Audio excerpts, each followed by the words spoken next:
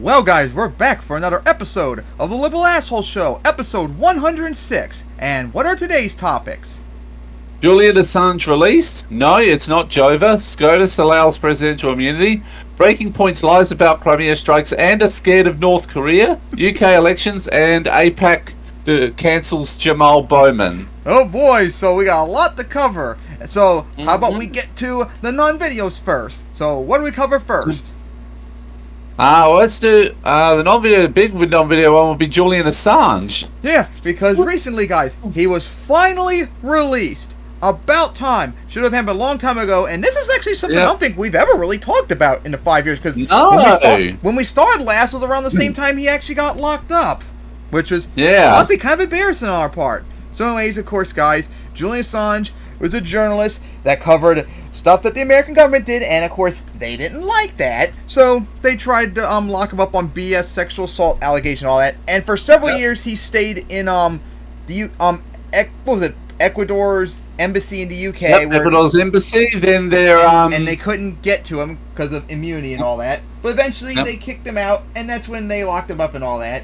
And for 5 years they tried to lock him up and all that, and get him deported to America so that the CIA could take him out. Yeah, and he went. Because remember, we also know that at least twice the CIA discussed taking him out while he was in UK detention. Desperately trying to kill him and all that, and no idea what ever happened about this 5 years because they had all the opportunities to do stuff with him, but nothing happened, which is good still. And then finally, and now he's finally something happened. Finally released, going back home down under and all that, and hopefully he's facing no charges. Do you know anything else about this? Look up the article. So he pled guilty to one espionage count, and the deal was he'd get 5 years. He's already been in thing for 5 years, so he was able to be released. Yeah, it's good to see as I'm reading the article too. Because guys, he's covered so many things the American government has done that's so bad, just like with Edward Snowden and Chelsea Manning and all that. Yeah, Chelsea Manning covered so many things that the American government has done that's bad, but of course the American government does not like that. And of course covered that.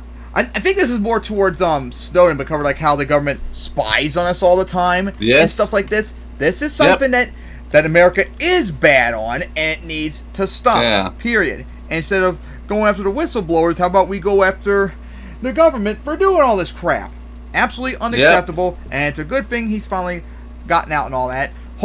Would be nice. Wait, didn't Chelsea get pardoned or some sort of? Yes, commuted. Her sentence got commuted. Yeah, one of Obama's last things. I remember. Yep.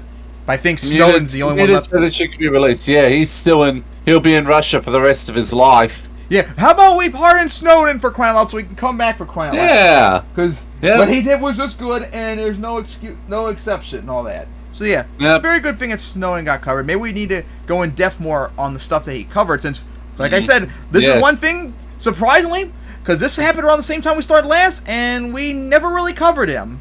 That's probably a bad feeling on our part. It was good with, that was a good thing with, it started with, in 2022 with Penny Wong raising it with Anthony Blinken while in Tokyo, and then slowly things were moving forward, and finally the Biden administration and then Albanese got involved, and finally eventually, and then the lawyer Pollock, he played a big role in it and got a deal going with Assange. Yep, very good and all that. So maybe we should cover in the future all the stuff he covered, since we really did not do a good job on the stuff that happened. That's one thing we've done in the 5 years, unfortunately. But anyways, I think we've beat that topic up right now. Good on him getting released. And now on to the next topic. And that will be now. Which other? What other ones? All the rest videos, or there's only one left. All the rest of videos. So no, it's not Joever. And I thought we might have some more stuff to talk about because of all it talks about. Ooh, maybe he'll drop out and all that. But so far, it's not happened. Nor do I expect it to happen. Yep. So this, of course, is response to the reaction to the presidential debate that happened recently. And I didn't watch it, though, because I had no interest in watching those two fuckers talk and all that. But, of course, Trump being a lying piece of shit as always, and, of course, Biden being a senile old man, as everyone knew, but somehow people didn't know how much of a senile old man he was because he was really, really, really bad in it. I'm like, how did you all not know about this? I've known this for last 5 years. Like, come on. I even did a video on it. That's how bad it was. So So unfortunately, despite Trump being a fucking idiot who lied throughout the debate, he somehow won because he came across as, I don't know how, mentally sound when he wasn't mentally sound. Like, he was just as brain dead and stupid as Biden, for crying out loud. How does no one... Oh, it's right. It's only Biden that they always go after. It's never Trump when he does stuff, especially when he, lies and all that. That to me should be just as bad, if not worse, than Biden's brain dead bullshit and all that. So, of course, afterwards, there have been... Oh, my God. People have been freaking out about everything. Let's see. The polls are showing that Trump's now winning like on all the states and all that, or Biden needs to like drop out and all that. And there's been like everyone, like Vosh and all like the progressive people are pretty much saying like Biden needs to drop out and all that. They need to do another like a quick primary to get like Kamala or someone in to replace him. Just do something to get rid of him because he's gonna cost us election, all that. And I'm getting sick and tired of hearing it, and we need to like counter that, for crying out loud. It's getting really annoying. Like, first off, guys, when has a debate ever really had any impact in the last several elections? None. And remember, too, this just happened back in June. The election's not till November. This is like the earliest presidential debate in a long time. People are probably going to forget about by then or realize, Trump's worse. So we might have to vote for Old Man Joe because of it. So stop acting like this is going to have like that major of an impact. It's probably not, or at least you need to wait and see. And hey, do you remember Sahil, the progressive voice? Yes. He's actually on my side too about it. He was making fun of people on Twitter like the last week about this. He even found some polls. He even found some polls recently that actually, some polls, if you believe them, Biden's actually done better since the debate, especially in Wisconsin. He's like improved and all that. Remember that Wisconsin's on a knife edge too. Yeah. He's got it. Like the thing is that the numbers like Michigan has stalled at like Trump 1%. Trump's up by about 2 in Pennsylvania. It's about either tied to 2 in Minnesota.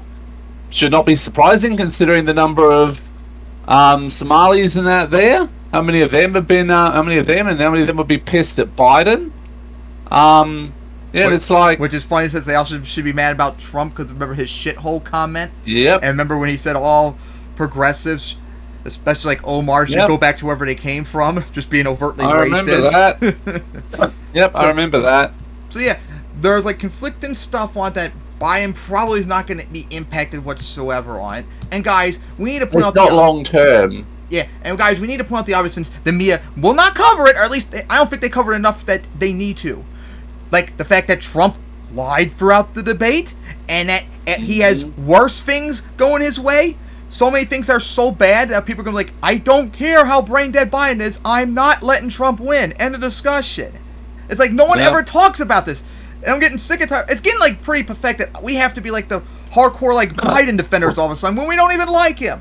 But the media and other progressives are so far gone one side of it, I think like they've gone full chank now almost. I mentioned that during the debate and all that they've gone full chank, acting like Biden has no chance to win. Bullshit.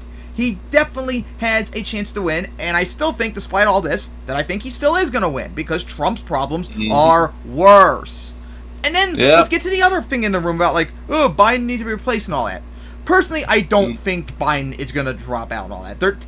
He's too stubborn. He shouldn't have run. Yes, it was very implied, like Vosh said, that he was going to be a one-term president, and we're going to try and get a progressive replace him this year. But unfortunately, being a stubborn neo-lib that he is, he won't give up and all that. So I don't think he's going to drop out. Although, Dole covered a video some time ago recently talking about that Biden might potentially think about dropping out sometime soon. I was hoping there might be something about coming up to change the whole dynamic of this, but nothing yet. But yeah, I don't think he's going to drop out. What about you? I have no idea. I have no idea. I mean, it's possible, but I still think he won't. And then, of course, another problem is, if he did drop out, who's going to replace him? And people act like, oh my god, like all these other candidates and all that. No. If Biden dropped out, we all know it's almost guaranteed to be Kamala. Like, there's no way about it. Yeah, that's the problem. Yeah. The problem is it'd be replaced by Kamala Anus, who would probably lose to everyone. Trump, who would probably lose to Trump because she sucks. Yep. But she'd lose to literally anybody, and she'd probably lose to Trump in a lot of states. If they had picked Haley, I could see her losing in every state. But just like we saw, I mentioned Sahel covered polls that showing Biden doing better. There were actually polls, I can't remember who covered it earlier I saw, but Kamala's actually polling better than Biden now against Trump recently in some of the polls. Although Trump still win, but it's closer. So maybe people are not hating on Kamala as much as she was a few years ago when she started. Remember we covered, she was polled as like one of the worst vice presidents ever. Like, it was really, really bad and such. And I still don't trust her chance at one. I think she would confidently lose and all that. But you never know, anything can happen. But let's not kid ourselves. If Biden did drop out, it's almost likely going to be Kamala, and you're just going to have to just accept that reality. I'll be stunned. Yeah. I don't think he's going to drop out, nor do I think anyone but Kamala is going to get it. But yeah, guys, I'm sick and tired of all these fuckers overreacting on it. Be more like Sahil. You need to relax and wait until later on. There's still plenty of time for Biden to do something. Trump to do something so stupid that he can lose it. Which, by the way, all his worst problems. All his being a horrible president, denying the election, January 6th, saying he was going to be a dictator and destroy the Constitution if he became president again, all the indictments and all that are still ongoing. It's like, Biden does not have all these problems, and that's why I think he's going to win. And I'm not convinced otherwise still. So yeah, what do you guys say about all this freak out recently? Yeah, it sounds it's pretty nuts when I come to think about it. Yeah. And you know who does deserve blame, though, besides just Biden not, running? All the primary Democrats. We had an option in not only 2016, but 2020 that would not have any of these problems. Old man Bernie Sanders. Maybe, just maybe, you should have fucking voted for him instead when, Biden, we gotta vote for Biden because he's the more electable candidate. Shame on you, Bush, you piece of shit. Shame on you for voting for Biden. Shame on you for voting for Hillary Clinton. You got us Trump. You destroyed America. And the funny thing is, you and your blue no matter who CIA psyop got us. Has destroyed America. And the funny thing is about him, he's the one that's been freaked out the most of all the progressives saying about getting rid of Biden. He's going full flight on it in his videos. Yep. Get rid of him now! Get rid of him now! Oh my god! Hey, at least I don't have to say I brought Biden here or Hillary. You all did. Maybe we should have voted for Bernie, and we've been much better. Gee, just think. We should have all voted for Bernie in 2016. He would have crushed Trump, and we've had 8 years of awesome progressiveness, and that would be the goal of trying to replace him with something better coming up. Or, we all could have voted for him in 2020. We would all be trying to get him rerunning in 2024, because guess what? Bernie's older than both of them, but he is sharp as hell. You can't make the same arguments. He's still sharp. Yeah, you can't make the same arguments. You can't make the same arguments on Biden or Trump too, and you can't on Bernie. Bernie is smarter than both of those idiots combined, multiplied by 1,000,000. Yep, pretty much. You can't beat that sweet grandpa. But of course, you had to go with the more electable option. They had to rig the elections because they wanted to be because they're election riggers. So we gotta elect Biden because he's the best option to beat Trump, even though Bernie beats Trump better in all the polls. But let's ignore that because it's inconvenient and all that. But yeah, all you primary Democrats that didn't vote for Bernie like I did, you're all responsible too for this, and you're gonna have to eat it. And if Trump loses, it's gonna be Biden's fault, and it's gonna be all your fault too. When you have a progressive option, you fucking vote for it and shut up. That's the end of it. Yep. So yeah. So people, enjoy and you'll be. By the way, you'll be the first to be sent into the gas chambers if America does become a fascist dictatorship. Leopards eat my You face. corporate Ooh. Democrats and Biden voters, you'll be first. But yeah, gonna be looking at your all's fault. But of course, it's gonna be my fault, even though I'm gonna be voting for that old man coming up soon. It's still gonna be my fault. Remember? Yeah. So yeah, it's not Joever, people. So chill out and wait. Oh my gosh, been bugging me for like the last week or so. All right, so I think we've now beaten up Biden and neo-libs and all them to death. So now let's get on to the next topic. And SCOTUS allows presidential immunity. Yeah. Rolls eyes. And of course, this is one of the things I was talking about that hurts Biden. I mean, not hurts Biden, hurts Trump, because I've seen polls that they really, I mean, most Americans do not agree with this, and this is going to definitely hurt Trump. So of course, the Supreme Court just recently did a whole bunch of terrible policies. And all them. The fascist dictators in the Supreme Court who want a fascist dictatorship. They're all in on Project 2025 to destroy America and then destroy the world. Yep. So of course, the most recent thing they covered is they voted 6-3 that Trump is immune from all the criminal stuff he did as president, as they were official things and all that, which is an absolute joke of an excuse that should not be a valid reason whatsoever.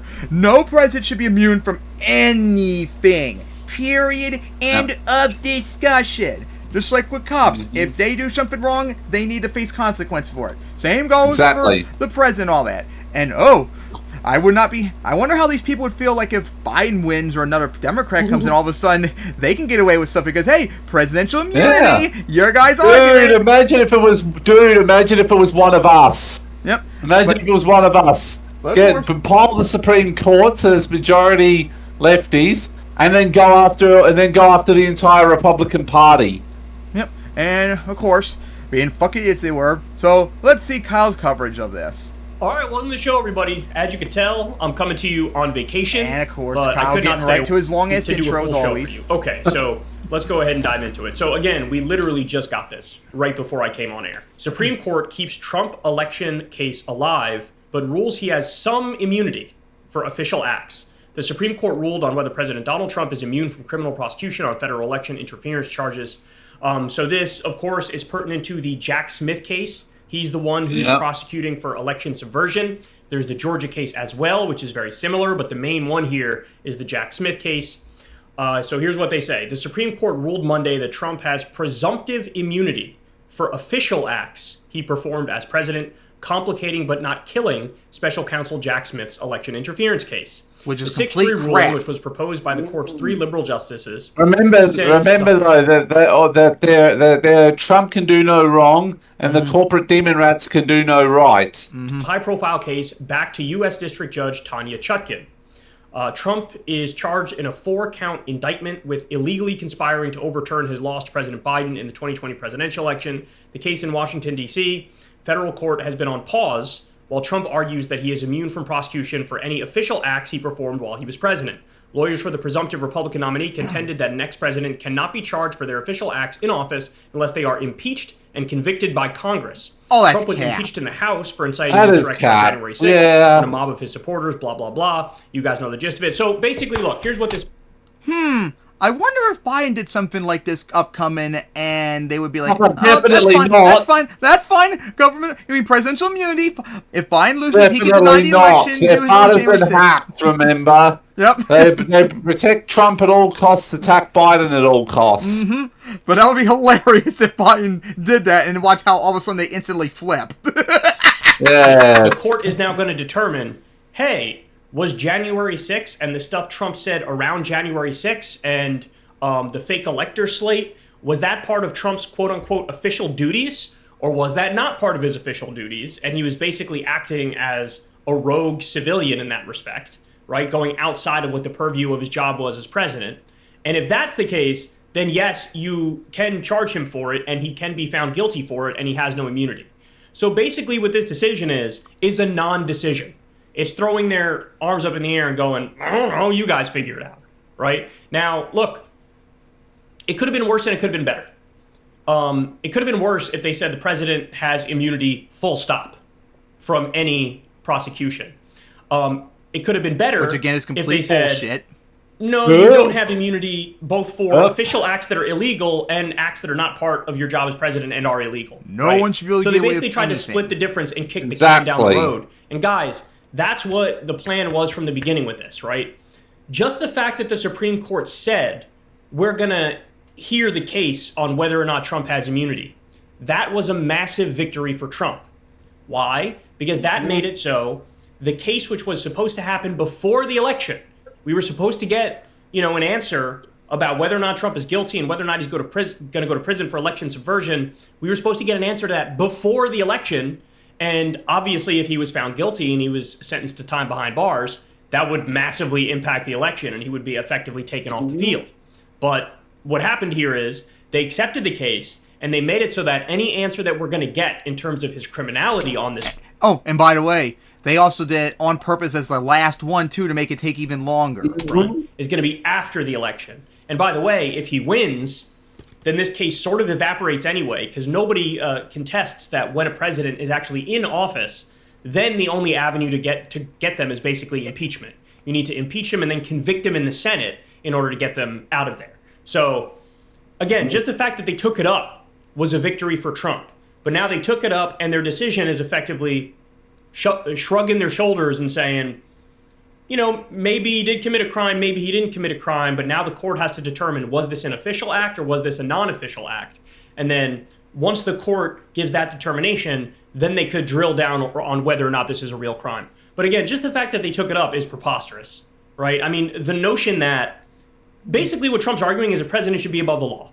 And that's kind of hilarious because he seems to understand that that's a nonsensical position when talking about Biden, when talking about Obama, when talking about presidents he doesn't like. He thinks, of course, they should be hypocrisy. That's what it is. Subject to the law. And of course, you should punish them when they commit crimes, whether it's an official act or not. Unless it's you, when it comes to him, it's everything I do should not be considered a crime, and I should have complete and utter immunity. So, look, that's the breakdown from the Supreme Court here. And like I said, it's neither a good nor a bad ruling. It's just a shoulder shrug of a ruling. I would say it's very bad, but it also hurts Trump, too, at the same time. Yeah.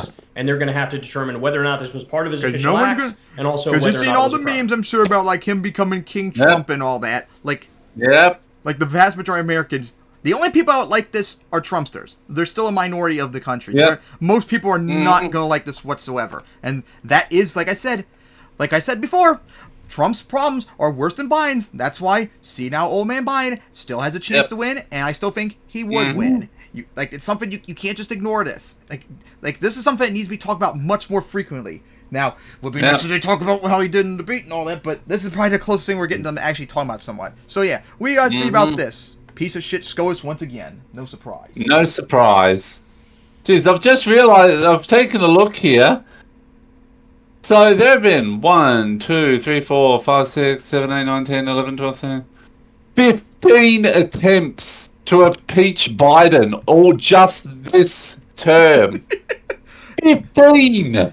Yep, and they have yet to find one thing that he's impeached for, as always. I bet you I wonder how much they tried to do with Obama, and they couldn't get away with. I know at least one, remember?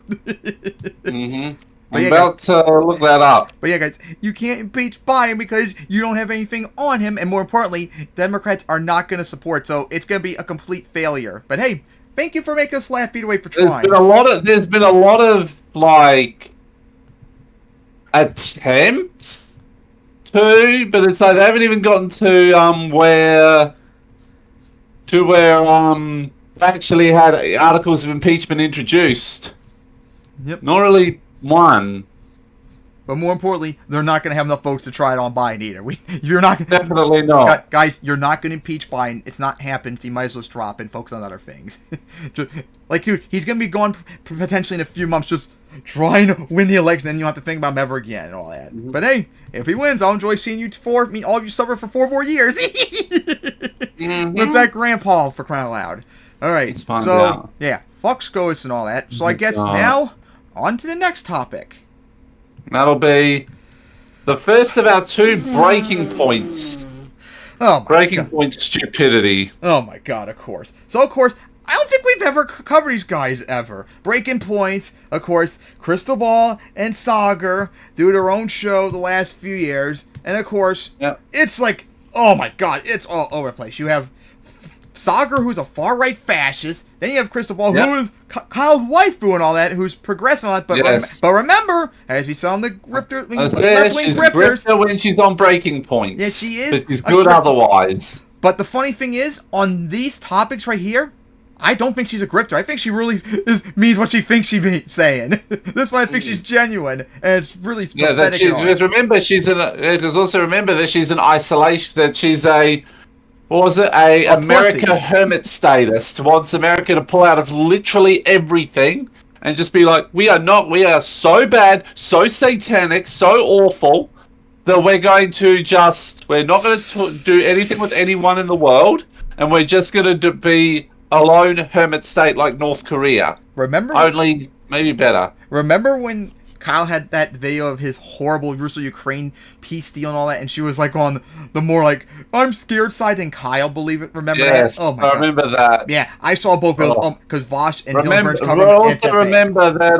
Also remember that Carl Fuckwitsky, as I call him on these. Yep. He does not believe in the sovereignty of Ukraine, Moldova, or Georgia. And I wouldn't be surprised. He would hand over. He would say, if he was there, he'd be like, "Go ahead, Putin, take Ukraine, Moldova, and Georgia. I wouldn't be. Go ahead, Z, take Taiwan, Nepal, and Bhutan. And go also ahead, Mongolia Modi, in the take, future. To annex Mongolia. What's its face? What? Mongolia too. Remember? Oh yeah, and Mongolia. And Kazakhstan with Russia. Yep, Russia can annex Kazakhstan, annex Armenia too. Philippines. Probably annex Armenia and Azerbaijan. Philippines and Vietnam. Yep. Just keep on going. Kashmir. India to annex Kashmir, Venezuela to annex Guatemala, and then India and Pakistan want Kashmir, remember? Venezuela. We got Cambodia annexing Venezuela. Of course, we make fun of the ultimate one. Russia wants Alaska back, and oh my God, I don't think I've ever showed you this before, but there was a stupid, crazy bitch on Twitter who's a proud admitted Chinese propagandist that actually advocates China should invade Hawaii like Japan did.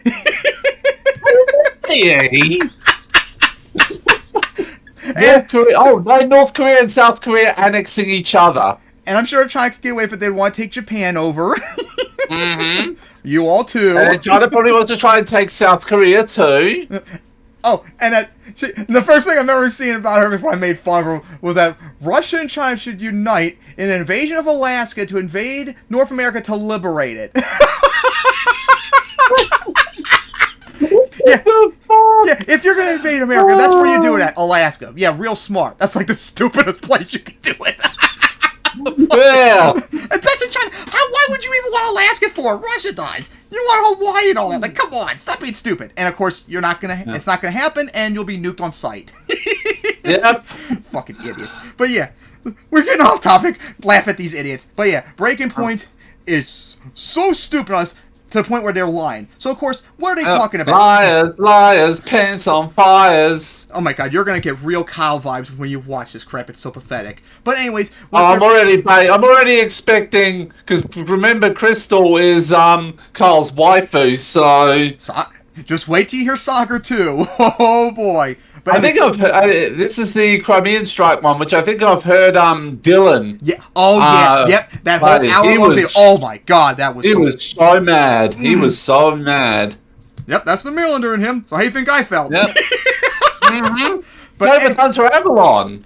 But anyways, we're getting off topic. So what they're talking about is, some time ago in the last, week, Ukraine launched an ATACMS missile at a Russian military base in Crimea. But, of course, it was intercepted by Russia, and it was intercepted over a beach where people were relaxing and all that, and the debris from the destroyed ATACMS missile crashed down onto the beach, onto the ocean, and supposedly 4 people were killed from the missile debris falling on them, which is unfortunate, but hey, blame Russia. If you didn't shoot down, they wouldn't be dead. And more importantly, if you didn't invade Ukraine, you wouldn't have to deal with any of this crap. But of course, and of course, Russia's blaming Ukraine and also America because we gave them the weapons. Because that's all they know.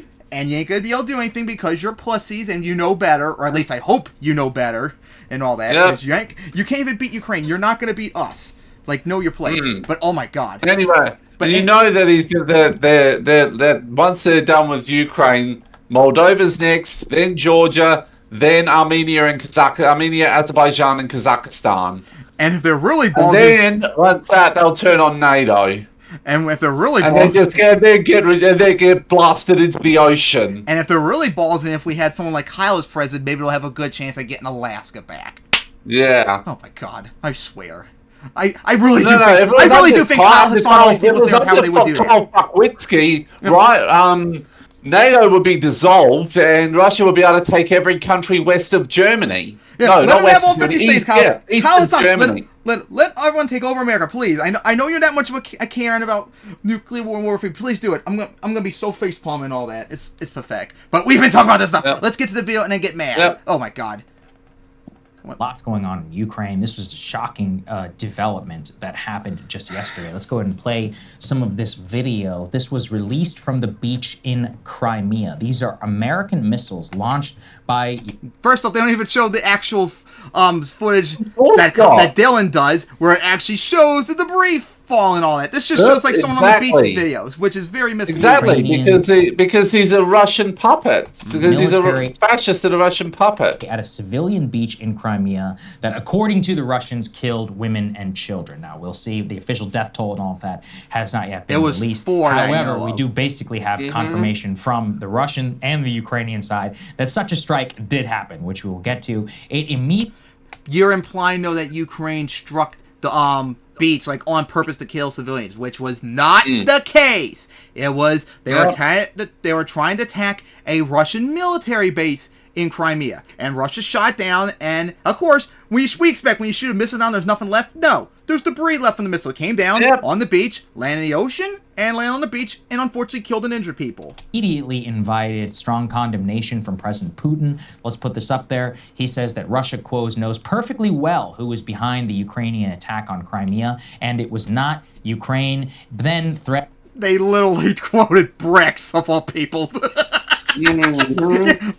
You really? Oh no! It's right. These guys actually think BRICS is a legit thing. Oh my god! Retaliation against NATO assets all across Ukraine that are there to quote unquote training and equipping. Now, one of the ways that you're able to confirm that such a strike happened is that the Ukrainians are bragging about it. Let's put this up there and let's really spend some time on this. So this is from an head of office of an advisor to the office of President Zelensky. Here's what he says, and he says it in English. So let's be clear about who this is targeted to. There are not and cannot be any beaches, tourist zones, and other fictitious sites of peaceful life in Crimea. Crimea is definitively a foreign territory occupied by Russia, where there are hostilities and a full-scale war. The very war that Russia has unleashed for genocidal and invasive purposes only. Crimea is also a large military camp and warehouse with hundreds of direct military targets, which the Russians are cynically trying to hide and cover up with their own civilians, which in turn are considered to be civilian occupiers. Okay, what did he say that was wrong, though? Exactly. Like, everything he said was correct. If you're in a war zone, why would you be on the beach in the first place? That's stupid. You should, if you value life, you go far away from Ukraine and the western part of Russia and Crimea and all that. If you value life, you leave those areas, period. Where have I heard such rhetoric before there, Crystal? And this is the thing, is everyone, all of the Ukraine supporters will be like, what, you want them to fight fairly? And it's like, well, okay, fairly means you're using your own weapons. You're using our weapons now, and you're using it, at least Russia's using foreign weapons as well. You fascist fuck. They're using weapons from China, North Korea, India, Kazakhstan, Iran, Armenia, and Hungary. What if I told you? Belarus. And what if I told you they brought that up when we are going to cover the North Korea thing? But all of a sudden, they didn't act like it was a bad thing. Very sussy. They're hypocrites. Yeah, and they're very sus. And so anti-American that they're pro-Russia. Very, very sussy. to openly target. And also, boo-hoo if we gave them weapons. Boo-fucking-hoo. Stop being a Karen. Exactly. Quote-unquote civilians on a beach. Why should we have any confidence, by the way, in your targeting ability if this is what you're using? Because Ukraine has not attacked civilians on purpose, you stupid fuck.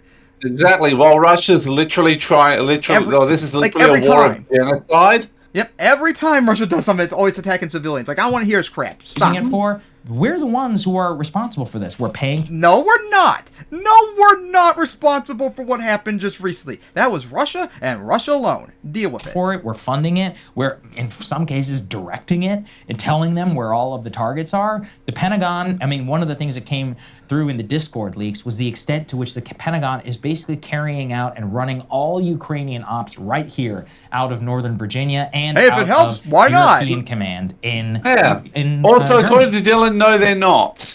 Exactly, not exactly. Yeah. What we see, and we're gonna definitely trust Dylan over you two clowns. clearly here is that we are allowing this to happen.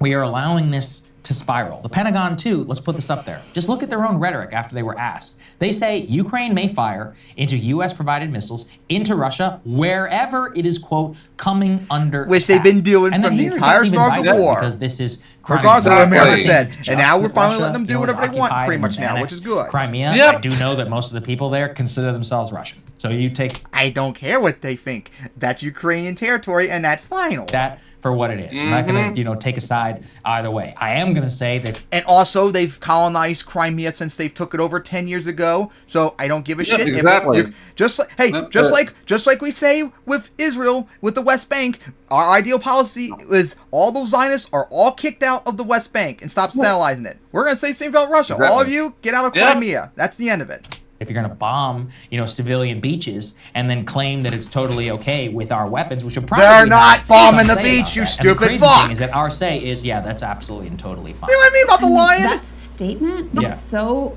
disturbing and perplexing on so many levels. First of all, he says, Crystal, can you stop, please? Just stop. Stop being an He's American definitely one hermetist and territory. an American diabolist. It doesn't make you based. It just makes you agree with racist far-right pieces of shit. You're sounding even worse than Kyle right now, and that's saying something. Yeah.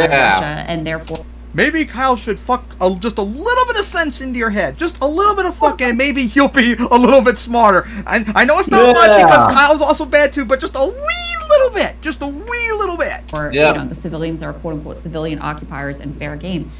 I thought you also consider Crimea to be part of Ukraine. Well, It yeah, is, right. but it's also You can- occupied by you know, settlers. you're Both things can be true at the Yeah, same time. exactly. Yeah. I mean, and obviously, like, this is the same logic that allows targeting of civilians that not only Israel and Oh No, my it's god, they're no not logic targeting to civilians, Ukraine. Crystal. Can you stop? Both of you, stop, Yep. stop. say, hey, we need to Exactly. talk more about this concept of innocent civilians, or when Herzog says there are no uninvolved civilians. It's their logic. It's the logic of Osama bin Laden. It's the logic of basically, every evil bad guy in history who wants an excuse to murder civilians. And these are our supposed, great humanitarians on the side of the good, the goodness and the light, the Ukrainians, with our weapons. So there's just. But they're not there's killing the civilians on logical and the purpose moral like piece Russia. Of this is Yes. outrageous. Look at Russia And doing I'm it. just looking. What are we playing Exactly. here? Like, these things have potential consequences that are massive that we seem to Not continue really, to no. sleepwalk into. And I see very little. I see no media discussion, debate. I see no dissent whatsoever from mainstream channels. Maybe because you guys are lying and you're full of crap. Have you ever considered that one? Because I'm sure mainstream media, if they did cover it, they would point out that Russia shot down the missile. It wasn't Ukraine attacking civilians. It was Russia shooting down the Exactly. missile and the debris field land on them. That's what happened. About this That's exactly extraordinarily what happened. dangerous policy, which is an outrageous escalation, which could have Oh, dramatic escalation. consequences. Yeah, which sure. we don't know. Everything Sure. is an escalation. End up. NATO, Was the that- existence of Ukraine as a country is an escalation. Yeah, don't you know? So fuck off. They all need to be Holocaust, don't you know? Same goes for Yep. everyone else. Like, this is nothing. If the that's Biden exactly what it administration announced is. this policy from the very beginning of like, yeah, sure, have our weapons and bomb Russia or bomb civilians on the beach in Crimea. They're not bombing civilians. Oh my god, Crystal, just stop. And like I said, I don't think she's grifter. I think she really does believe this is like the one thing where I don't think she's a grifter on. There would have been at least some like, whoa, what are we doing? And honestly, you gotta wonder if maybe that's even worse. At least if she's grifting, we know she's lying about no, but no, she actually believes this. But no, she's actually that fucking stupid. This is like Matt Walsh level bad. That fucking stupid. This is Matt Walsh level bad, Crystal. Like, come on. Yeah. I'm like the frog in the boiling pot of water and just continually turn up the temp and turn up the temp. Horseshoe theory much? much? More and more weapons. We'll do the long-range missiles. It turns out all of those supposed red lines that were set at the beginning, those are all gone now. But since it was done gradually, everyone just accepts it, and it makes me feel like I'm crazy watching this. Because we realized Russia's red lines were full of shit, other than the invading Crimea one, because that's the only one that hasn't been done yet. So yeah, they haven't been able to do anything, and it'll be suicidal if they do anything. So let's violate them. Ukraine exists. There's one person who is a Nazi in Ukraine. That now means every single Ukrainian is a Nazi and must be Holocausted. And then the other one, and then their headline was, Ukraine didn't roll over and be Holocausted quietly. And we didn't get to ram in and take Moldova and Georgia and all the other countries, and every country east of Germany. I wonder how you guys feel this is World War II and when Nazis and the Soviets invade Poland. Should they have just sat around and dealt with being genocide? Like, what was it, like, that's probably what Crystal would believe, because, of course, she's an American hermetist, so she would believe that in World War II. I think like up to 5 million Poles were killed throughout World War II for crying out loud. You should almost as many Poles died as Jews. Feel crazy. Well, it was their own little Holocaust. Because a lot of them were Jews too. It was basically there was separate, almost their own separate Polish Holocaust. But remember, according to PragerU, it's Christians that are the most persecuted group in the world. Remember? Yep, I remember that. That was so aggravating. I'd say number one would be the Jews, and then probably the Poles would be right up there. By the way, terribly hit infrastructure and kill civilians. Oh my God, these Russian genocidal invaders are killing power station employees. Yeah, it's bad. It's terrible. Right. A missile went off and hit a park. Russia is literally bombing everything they can. They're aiming for civilian infrastructure to make Ukraine uninhabitable. They're a Nazi state, Sagar. How about you accept that? Oh, wait, that's right. You're a Nazi too. I'm not surprised. Yep. Awful, right? And that's part of the moral high ground, which they... And I kid you not, I don't know if it was this video or the next video, but I kid you not, in one of them, he literally did the fascist argument that America is both weak and strong at the same time. Of course. Oh my God. Oh, it has to be the next one, because I think Voss pointed out, and Voss did the second video. Things they play into, God. and why a lot of Americans still have a lot of sympathy. But now you're doing the exact same thing. Yeah. You're terrorizing civilians in Crimea. They're not terrorizing civilians, you dumb fuck. That's the Russians, you imbecile. What are we talking about here? Right. Again, shows the farce of that whole situation. You're a farce. How about that? Mention all of those border towns, which they have used drones and now our weapons to target into. They are, free. It's like a free fire zone. You think they're doing a good job in terms of their targeting? I go and have you seen the casualty reports every day? Oh, that's right. You guys don't like hearing that news, so of course you don't know about it, whereas I see it every day. Seems they're doing a good job in that regard. Every day and watch the videos of the fallout from these things. There's civilians who are killed all the time. Now we're basically just doing what... Well, yeah. Those are Ukrainian civilians that are killed all the time, because Russia on purpose goes after civilians, whereas Ukraine does not, you stupid bastards. What are the Russians going to do? The people with superior manpower, nuclear weapons... They're just going to... Superior everything, which is why they're having shortages everywhere, just like Ukraine. Yep.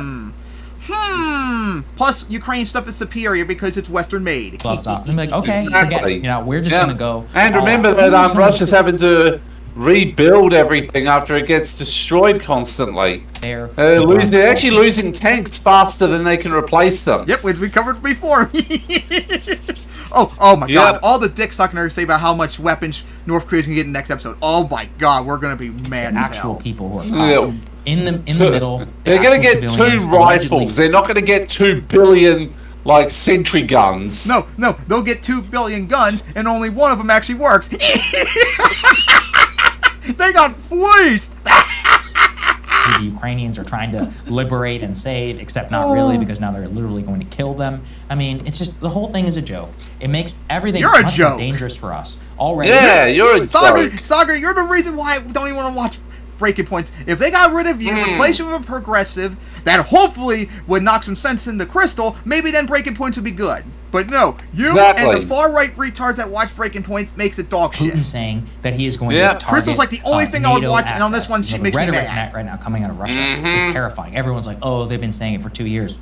Only needs to go bad once. At the meantime, by the way, I couldn't help but flag this one. Jake Sullivan and the White House bragging. Let's put this up there. The U.S.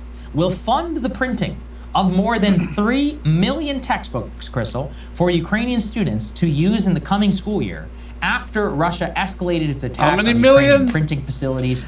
The U.S. would fund the print of more than 3 million textbooks for Ukrainian students because if you don't know, recently Russia bombed a Printworks factory. And really, are you gonna make a big Printworks factories legitimate military targets? And like, really, you're gonna cry about 3 million textbooks? Oh, whoop-de-doo! Big deal. That's probably nothing in terms of cost. Big deal. Which were used to print Ukrainian propaganda. Russia's... it was used to print Ukrainian propaganda. Oh, yeah, I'm sure. That's all the printing factory was probably doing, just making propaganda. Not book. Oh, yeah, and speaking of books, I think, Anarchy or Dylan Burns on Twitter covered, I think it was in Mariupol, some Russian-occupied city, that they're actually doing massive book burnings of all Ukrainian stuff now. Part of genocidal propaganda. As if there's more, of course there's more, of course. Let's see if I can find that. I think it might have been Anarchy. But yeah, like, oh my god, big deal that America's doing. Whoop-de-doo. Just last month. Jake Sullivan posted... Hunter Avalon's just seen it and seen the, Hunter Avalon? That anti-woke seen the new norm. Good. I'll have to watch that. We should probably watch him again, Hunter. It's been a while. Lead. I know at some point we might want to check out laugh to death at the new norm. No, cringe to death because it's horrible. U.S. domestic. But I like cringy stuff. Why do you think I like the crappiest like anime that people make fun of, like the ecchi stuff? True. You know, I might find cringe. I might find hilarious because conservatives are dumb. Yeah, that's what we mean. You gotta see it. Context.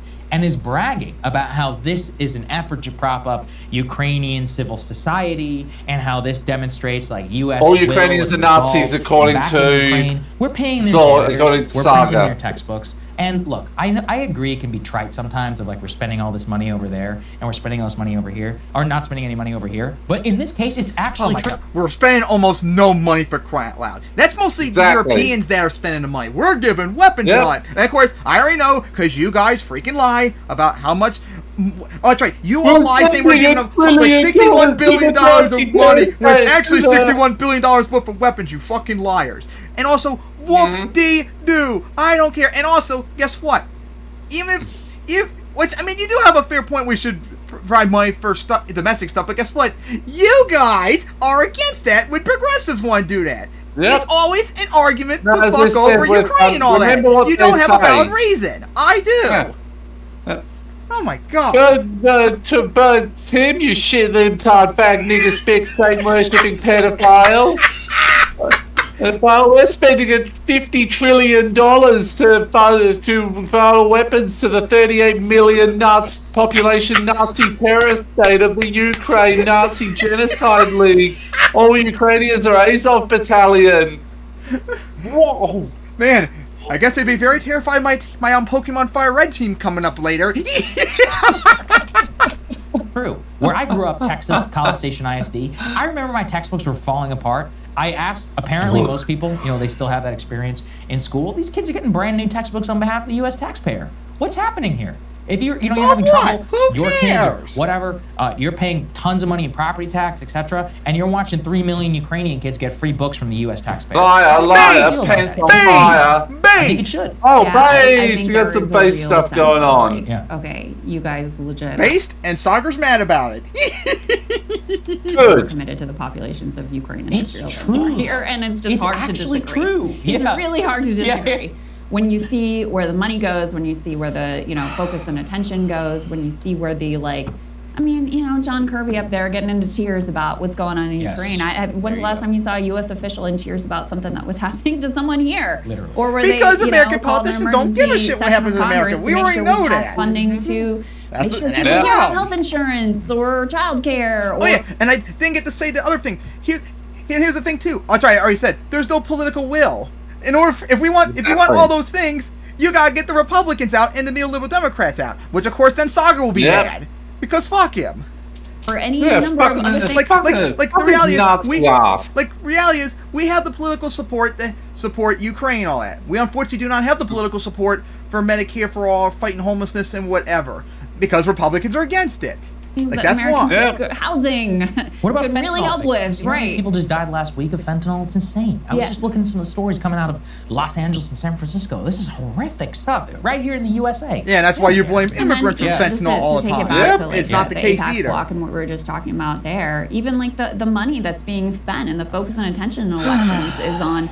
He has wrong think on our policy vis-a-vis a foreign nation, as if that's just so outrageously out of the bounds of discussion and conversation in American politics. It really is wild. It really is priorities turned upside down. And, this is sort of, I think this is a very bipartisan and correct sense of the priorities of Washington. And then even beyond that, it's just, we're playing such a dangerous game. We're playing such a dangerous game. We're not. Just hoping we can continue the provocations and Putin's just going to continue to bluff and never actually make good. Yeah, because it is a bluff. What can he do? There's nothing short of starting shit with NATO or nuclear war and all that, and that's going to lead to his death. Like, there's nothing else he can do.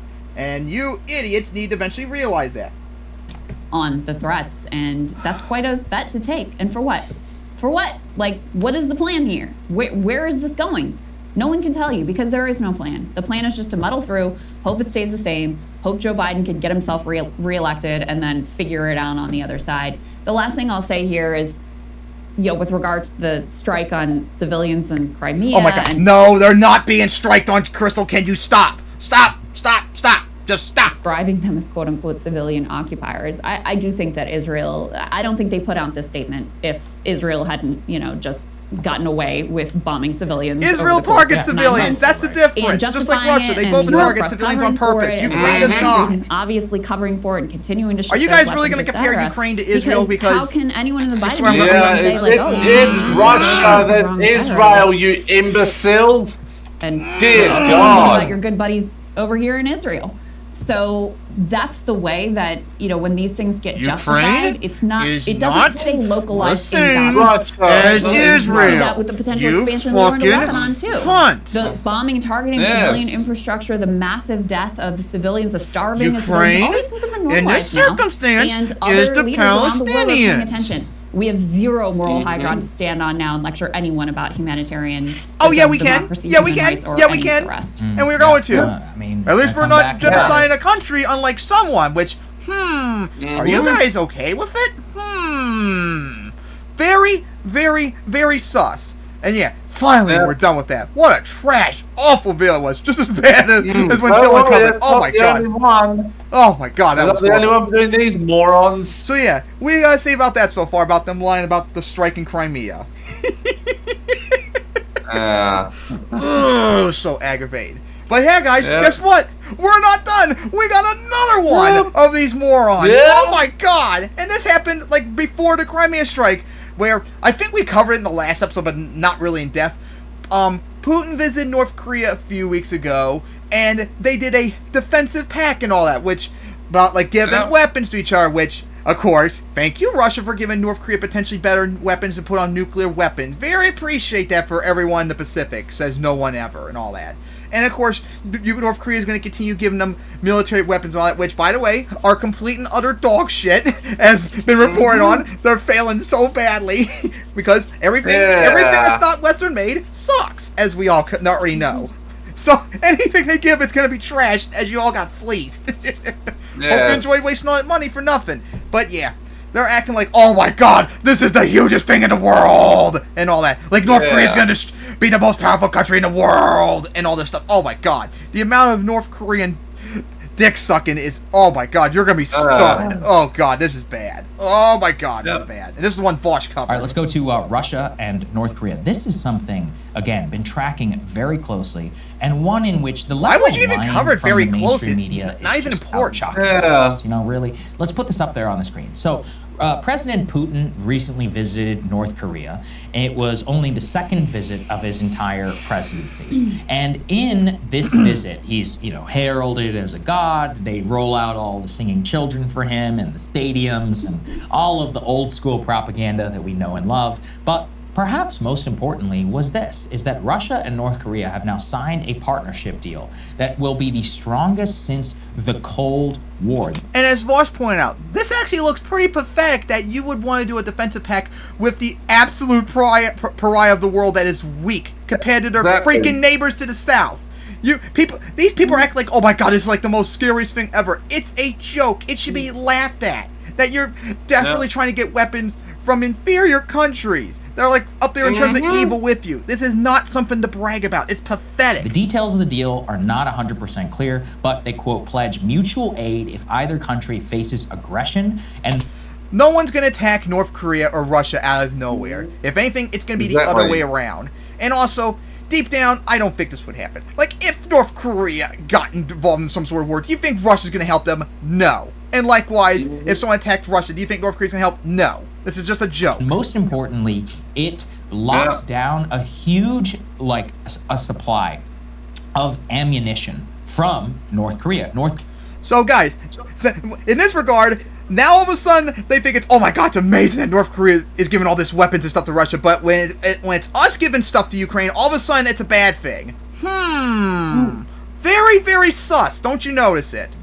Yep. And also, as I point out earlier, because North Korea's given like hundreds of thousands of artillery shells, they're complete duds pretty much. They suck. They're worthless. Yep. Russia got fleeced. They got robbed. Yep. And I'm enjoying every moment of this to laugh at. Korea has one of the largest stockpiles of the Soviet style. They're dog shit, Sagar. They're dog shit. Just like the Russian tanks that they've been rebuilding. There's stuff from the 50s and the 60s and all that stuff. This shit's old. It's worthless. It's even worse when it's artillery shells. You can't easily replace those compared to tanks. Like, come on. This is a joke. Complete joke. Ammunition and production facilities of... North Korea, a major industrial power. Don't you notice that? Did you know that? I wonder if North Korea has more industrial power than South Korea. Oh, wait, we already know that. No. Any country in the world. Guys, I can almost guarantee you, despite North Korea being a military dictatorship that only focuses on producing war stuff, I almost can guarantee you South Korea probably produces more stuff than North Korea does. And not only that, anything they produce is superior by a multiple amount. North Korea now is by orders of magnitude. Oh, and speaking of South Korea, ever since this deal happened, South Korea has said that they might actually outright consider giving artillery shells to Ukraine directly now. Because beforehand they were, but they would make them to America, who would then give them to Ukraine. Now they're thinking about just doing straight deliveries. So, good job getting South Korea even more against you all. Fucking idiots. And also, I wouldn't be surprised if they make Japan probably go this way too. It's a huge stockpile, not just of Soviet-style weapons, chemical weapons, all kinds of really nasty stuff. The most basics of artillery and others to Russia for the Russian war machine in Ukraine. The important thing behind this is that you would presume that this was inevitable. It was not inevitable. It is directly a product. Not necessarily, since Russia doesn't have really much other sources. Of course, they would probably go to North Korea. That's not really surprising. Which is why I don't get why you're all freaking out about this. Like, this is not important. Joe Biden abandoning the Trump policy. Oh my god. Oh my god. Here we go. This work's gonna get bad. They're gonna blame Biden for this, of course. Of course. It's Biden's fault that the peace summit and all that Trump did with, of course, since they don't bring it up, remember when Trump became president, remember all the threats of nuclear war that he was going to do on North Korea? That was like the first big World War III scare with Trump with North Korea and all that. And of course, like the detente somewhat between 2018 and 19 between both Koreas and America, which led to nothing, and now North Korea is doing their same shit again, which, by the way, happened while Trump was still president before even the 2020 election. But it's somehow Biden's fault, even though North Korea went back to shit when Trump was president. But somehow, it's Biden's fault, people. Don't you know, Biden does everything wrong. of engagement. I feel like we're back. I feel like I'm back in the 2010s dealing with everything's Obama's fault again. So nostalgic. With Pyongyang. Donald Trump shocked the world, and I'll never forget it. It's still one of the best things he ever did. When he just went to Singapore and sat across from Of course, Sagar, being an idiot you are, you completely forget about the fact that he threatened to nuke North Korea throughout all of 2017. I'm sure you remember that, don't you? Yes, I remember. That all the threat of war and all that, and then finally, out of nowhere, a taunt someone happened. But did Trump... Oh, that's right. And since he's not going to bring it up, the reason why it failed because America went too hard on what they try and get North Korea to denuclearize. They wanted North Korea to denuclearize, like give up all their nuclear weapons just like that, which was never going to happen. What should have been done, but of course Trump is an idiot and can't do it properly, it should have been, you do some things, we'll cancel sanctions on you. Exactly. Tit for tat. You do good, we'll do good. And maybe if there's a trust built, maybe that could be something possible in the future. Maybe denuclearize North Korea, or maybe we can try and maybe get both Koreas to finally unite again, which would be a base thing. But you can't expect everything instantly. They don't trust you. And we know because we saw what happened with Libya when they gave up all their chemical weapons and WMDs and whatever. Gaddafi will be overthrown less than 10 years later. Like you got. Oh yeah, and that reminds me too. Pompeo or Bolton said for North Korea we should do the Libya model. Yeah. After yes, I remember that. After Gaddafi got overthrown, yeah, you really think North Koreans are as stupid like that? No, like that was like a giant red flag. You have to be more smart about this, and you all just weren't because you're neocons and Trump's the fastest orangutan. From Kim, shook his hand. Pretty much. You know what happened? We stopped seeing missile tests. We stopped seeing a lot of the aggression. Now. Yeah, that's what North Korea did good, but then when we didn't deliver, they went back to it. At first, people were very skeptical, the South Koreans and others, but the tensions were actually beginning to come down. Biden comes back into office, immediately reverts back to the Obama policy of not... No, it was the exact... North Korea was doing the stuff before Biden became president, so don't start lying with us. We're still very angry about you just lie about Crimea. Don't start lying now, Sagar. Where we tell the North Koreans, nothing, we will not give you anything as long as you have nuclear weapons. Now, do you know anybody on Earth, a hermit kingdom dictator with nukes, who's just going to give them up? Why would you? And they weren't going to give them up anyway. Who sat across from the North Koreans. Because they're not stupid. What do they stupid. always talk about? Gaddafi. They're like, listen, Gaddafi gave up his stuff. You guys invaded Iraq. And then, he was sodomized on live television after you... Yeah, and Trump's administration wanted to do the exact same policy with North Korea to Libya in terms of, like, denuclearizing all that. They're not going to do that. They saw what happened to Libya. They're not stupid. You guys bombed this country, and you took Pretty them out. much. If you but of think course, that we're it's going to take your fault, word don't you for know? it, we do not believe you. These nukes are the only things that keep us in power. So we are basically locked in an existential battle with the North Koreans where they want to survive. That's all they want. They want the corrupt Kim regime to survive. We, for some stupid reason, just cling to this denuclearization policy. And in exchange... That's what Trump did, dumbass. But of course, you don't bring up what he did wrong. Very sus again. They say, fine, we need money. So what are we going to do? We're going to the Russians. The Russians are going to pay us. Yeah. And so now we have this terrible new actual alliance, which let's say you care about. You are afraid of Russia and North Korea. Bruh, are you really afraid of them? Outside of nuclear weapons, they're a joke. They're nothing. Yeah, exactly. I'm going to tell you right now, outside of nuclear weapons, if the second Korean War broke out, South Korea would absolutely obliterate North Korea without even America getting involved. It wouldn't even be a joke. They would win. Like, come on. It's not just like with Russia would be destroyed by NATO or America. Like, it's not happening. They're not a threat. Ukraine. Stop. Then the policy of isolation towards North Korea has been a disaster. Same with respect to China.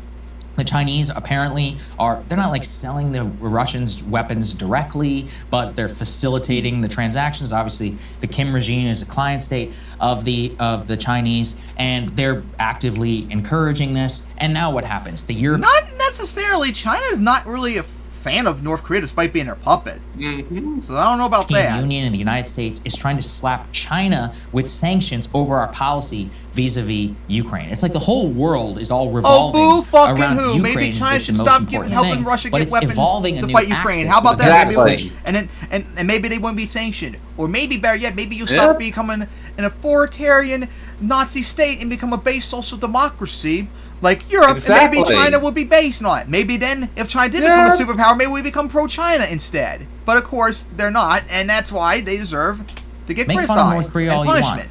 Ask the people in Seoul who actually have to grapple with the threat. It's terrifying. Oh, it's right. You do know South Korea and Japan, because Vosh covered it, do not like Trump, despite him being a nationalist. Which is funny because he's a fascist nationalist like they are too. But guess what? They trust Biden more, and the polls showed. Like, and of course, there's something that everyone on the right refuses to accept. Every country in the world pretty much wants Biden to be reelected, except for two: Russia and Israel. That's it. Everywhere else trusts Biden more, despite being a senile old man. But of course, the right will never accept that fact. They will openly say, they're like, look, the North Koreans can destroy our most valuable city in 45 minutes. They could shell it. What makes you think they're necessarily going to even work? North Korean stuff is a joke. South Korea probably just shoot down any nuclear missiles that shot at them, for crying out loud. But it doesn't matter. In the end, South Korea would still win because they're militarily and economically superior. They've got the world's most powerful chemical weapons. They have all these stockpiles of ammunition. They're one of the world's largest all duds armies. and you jokes. can laugh at them all you want, but don't underestimate both their military capability. How are you this scared? Saga, you're supposed to be a far-right Nazi fascist nutcase. You're supposed to think America's see what I mean? That's exactly fascist rhetoric. Yep. Remember I told you about Vosh brought it up? Now you see what I'm talking about. In Korea, but they can launch America is strong and weak at the same time. The map if they want to. So North Korea would, if North Korea did try to wipe South Korea off the map, everyone, even China, would probably get involved if they actually use nuclear weapons. Like, everyone would be against them, they would be wiped off the map. They would be dead, no matter what. Like, that's what I'm saying. They're going to lose if they do anything. Just stop. This is something that we had directly facilitated. No, we have no involvement in this whatsoever. It was simply Russia being the Nazi state, invading Ukraine, and North Korea being like one of the few places in the world that would give them weapons with no problem, and they don't give a shit what people think about them because everyone already hates them and sanctions and whatever. So, of course they were going to do something. It's like no surprise. See on Ukraine and in our policy on North Korea, and it's a very good example of what you talked about, Crystal. The Biden brain of reversion, back to the 1990s, where we think that we have chips, which are long gone off. No, we still produce microchips and all that. You stupid fuck. That's exactly right. And of course, here we go. Now America's weak again, even though America's still a superpower as it was back then. You stupid fuck. He still thinks he's living in a world where we are the sole superpower. We can do whatever the hell we want. Crystal, America is the sole superpower. China is a joke. I don't even know if I want to say they're a great power. And of course, you're all going to probably say Russia's a superpower, which do I need to argue with it? Come on. Do a goddamn thing about it. Yeah. And because of that, I mean, the direct thing that Putin points to in going forward with this pact, and there had already been a lot of cooperation, weapon sales, etc., between North Korea and Russia in the context of the Ukrainian war. The specific thing he pointed to was the fact that we said, hey, Ukraine, go ahead and use our weapons and our, to hit targets within Russia. So that's very immediate, discrete decision. But above and beyond that, I mean, think of, too, how we threw everything in our sanctions playbook against Russia. And that's the other thing that Russia and North Korea talked about here is part of the cooperation is an attempt to undercut and further short circuit our sanctions regime. North Korea has nothing that Russia can it has or not enough to help them. They're a joke. They're a complete joke. You guys think they're like a serious thing. They're a joke, just like BRICS is a joke. And our sanctions across the world are working. Russia economically is falling apart. Just stop. I mean, Russia has already demonstrated that those sanctions, we just don't have the bite. Yes, we do. So stop lying. Right. We just don't have the power and the might. Yes, we do. Plus all of Europe, plus all Asian democracies and all that. Yeah. Exactly, we're vastly superior. All of us combined are probably almost 100 times economically better off than Russia and all that. So, come on, stop. To extract that economic cost and wage that economic war that we once did as well. So we're winning it, you idiot. We're winning. Exactly, yes. We've gone over. Just like we're winning with our superior weapons. Just like we're winning with our superior weapons because Russia and North Korea are complete jokes. Same goes for China, Iran, and all of them. By our actions in Ukraine, I think also with regard to Israel and the way, most of the world has been oppositional to that. Most of the world is not against America when it comes to Ukraine. The majority are for us. Israel, there's a lot more divide on that. But even going back to our actions with regard to the Iraq War, we have helped to accelerate a shift away from us. We have helped to consolidate a bloc. Yeah, we did. We did make America like the pariah state because of Bush, Obama, and all them. But guess what? Now Russia's invading Ukraine, and now China is starting shit up with everyone, so now they're the pariahs. Now everyone likes us again. And let's take advantage of that. That is direct. You guys sound like us, unfortunately, like some of us on the left, and I'm also guilty of this too, that brought this argument, but unlike me, you all haven't recognized the failures of this belief. Yep. You don't change your minds on it like I did. Opposed and adversarial to us, and none of this was necessary. It didn't have to happen, and was not inevitable that we end up in this direction. It kind of was. This is all directly because of decisions that were made in this administration and others besides, by the way. Shut up. Going back a lot of years and the way that we've acted with complete arrogance and disregard for any other actors and any other perspectives. But wait, guys, I thought Biden was such a brain dead senile old man. He can't even do anything. Now all of a sudden you all think he's to blame for everything. Again, fascist, strong, weak. Fascist double speak. Remember? Strong, weak. Biden, strong, weak. I told you, and I told you this. Very warlike manner as well. I bet you can't believe how right I was. Let's put the next part up because this. I figured it out. Putin, not that long ago, was a direct participant in U.S. efforts to "quote unquote" denuclearize. Yeah, because everyone did not want North Korea to have nuclear weapons. Everyone wanted it. Even China and Russia. They didn't want nuclear weapons either. Or at least halt nuclear weapons production in North Korea, and to be clear, also in Iran, which is currently seeing signs of nuclear enrichment. Guess what Putin is now doing? Putin says, I don't care about literally any of that. In fact, I'll probably because he's desperate for weapons, because because Russia is inferior. To curb North Korea's nuclear program. That is now over. He's willing to help North Korea make better nuclear weapons potentially if it means help him genocide Ukrainians. That's what we said earlier. This is weak. This is not strength. And you all think this is like the most terrifying thing ever. It's not. Their drones on Russian soil, which are then being used inside of Ukraine. It's a great deal for Iran. They get money. They get to see how their weapons perform against sophisticated Western technology. Win-win. Same here for the North Koreans. They're like, it's just a battleground, testing ground for them. They're like, sure, take as much ammunition as you want. They've and got they are done. And they suck. All of this could have been prevented, but we are just slowly pushing these countries together, and we are underestimating the sheer power that they now represent. The sheer power! Russia and North Korea are superpowers are acting like. We are not living in 1991 anymore, where we can just do whatever we want with relatively no consequences. These are powerful nations, and watching. Not! North Korea is an irrelevant hermit state with nuclear weapons. Russia is not a superpower. They're not a great power. I don't even think they're the strongest country in Europe. All they have is nuclear weapons, and that's it. And that goes for China and all that. They're this happen should be humbling in Ukraine, but instead things are actually flipping the opposite. Every single day, things actually get worse in terms of dragging us more and more into this war. For example, let's put this up. It's Russia doing it, not us. What do we see? So deal with from CNN? The U.S. and the U.K. and NATO allies are actively debating terms for Ukraine ahead of this summit. U.S. wants to communicate to say that Ukraine has a bridge to NATO membership.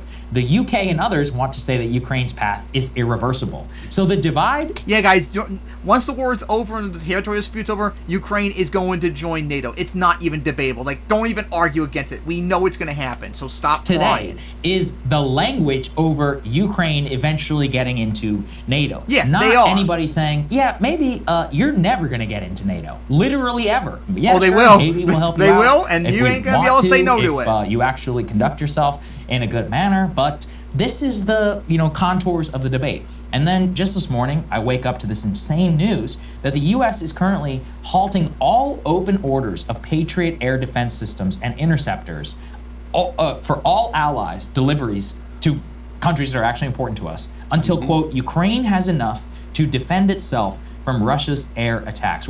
Yeah, makes sense. That makes sense. They need them more, so yeah, they should get them more. Which basically means the entire U.S. industrial, military complex is working on behalf of freaking Ukraine right now, abandoning Taiwan or any of these other countries genuinely important to the U.S. economy. So keep protecting Ukraine from genocide is not important.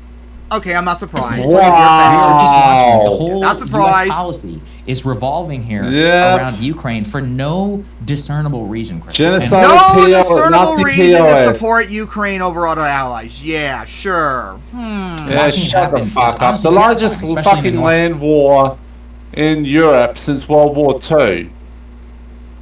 Korean context. I mean, if they develop, 20, 50 some nuclear weapons, that's going to put them on the par with some of the other great nuclear... No. First off, they might have close to 50 already. And two, it would not put them anywhere near. Like, the next tier would be like India and Pakistan with a few hundred. And then it's like France and UK is actually not that far ahead with like a few hundred. China also has a few hundred. The real big jump is Russia and America with each like 6,000 or so. Powers like Pakistan. And also, that doesn't mean they're good or going to work. That could be dog shit for all we know. India, and they're directly an ally with China and with Russia, with Iran, presumably, when just 5-10 years ago, we easily had them on our side under the... And as Bosch covered, he literally just said, under Trump, North Korea was an ally. North Korea, an ally because of Trump. North Korea is an ally, people. An ally. Oh my god. Now this is some hardcore North Korea and Trump dick sucking. Oh my gosh. North Korea was never ever an ally. How sad do you have to be to defend this? This is so pathetic. The Trump administration, and it was thrown away for no reason. I mean, we've created, over the course of a number of years, a landscape in which the incentives for smaller countries are...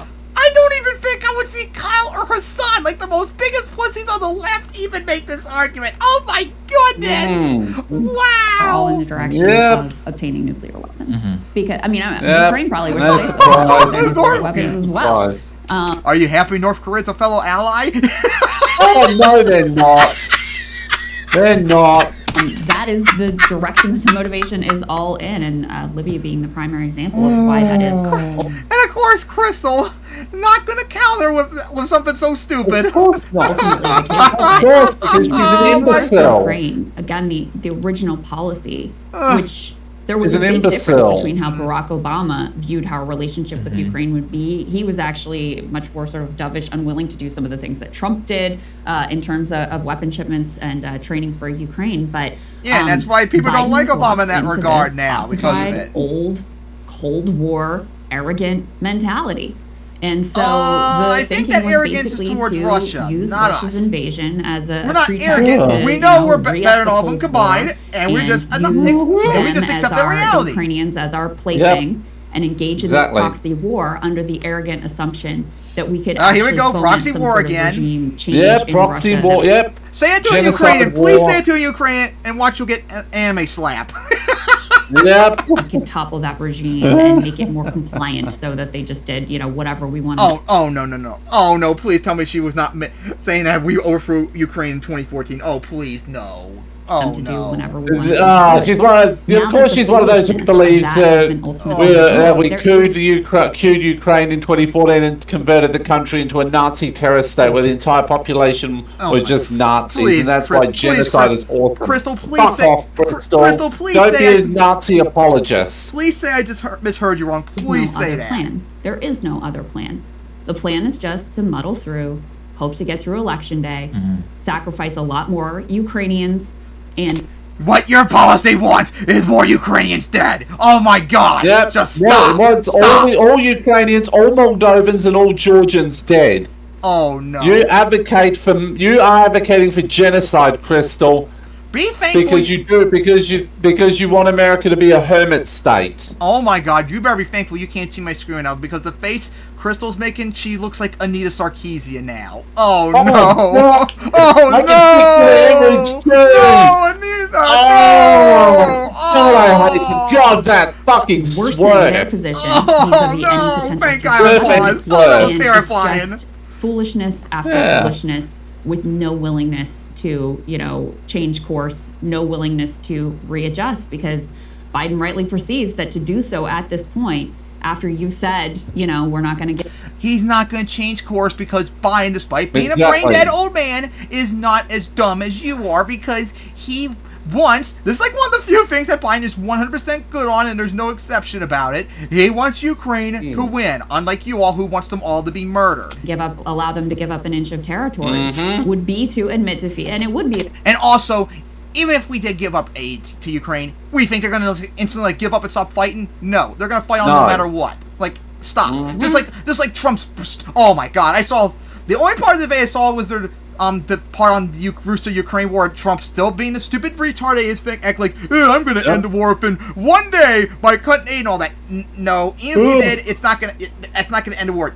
It's not going to stop. There is nothing that's going to stop fighting. So give up. Be a political problem, especially Exactly. the way that the media covers these things. Yeah, so absolutely. they're just The only that's how you the get only locked thing that's in. going to stop fighting is one side being completely and utter destroyed, and that must be Russia. It is There's forever, no way or around is it. that Exactly. the money that there is to be made off of warlike behavior? Yeah, it's not. It's very terrifying. All of this is just slow moving. And It's not terrifying, these things Soccer. just Stop happen being when a we pass. pussy. Oh, Biden Oh my gives God. permission to Ukraine You're to like hit the most Russian territory. pathetic They're like, but fascist don't I've hit ever Moscow, seen. Okay? Just not Moscow, but everywhere else is fine. And Remember now we're remember, talking this all is the fascist time, double making sure that it's speak. going America to, is so Ukraine. weak, so we And can now, also we're actually interplanetary juggernaut that is literally And Biden, doing too. everything wrong with the world is literally And Biden. America and Biden's fault because the Biden regime is a terrorist organization. But he's also a brain-dead old man that falls asleep every second. stealing $50 Yep. billion from Which is Russian true, but assets and still. breaking the integrity of the global Yeah. financial system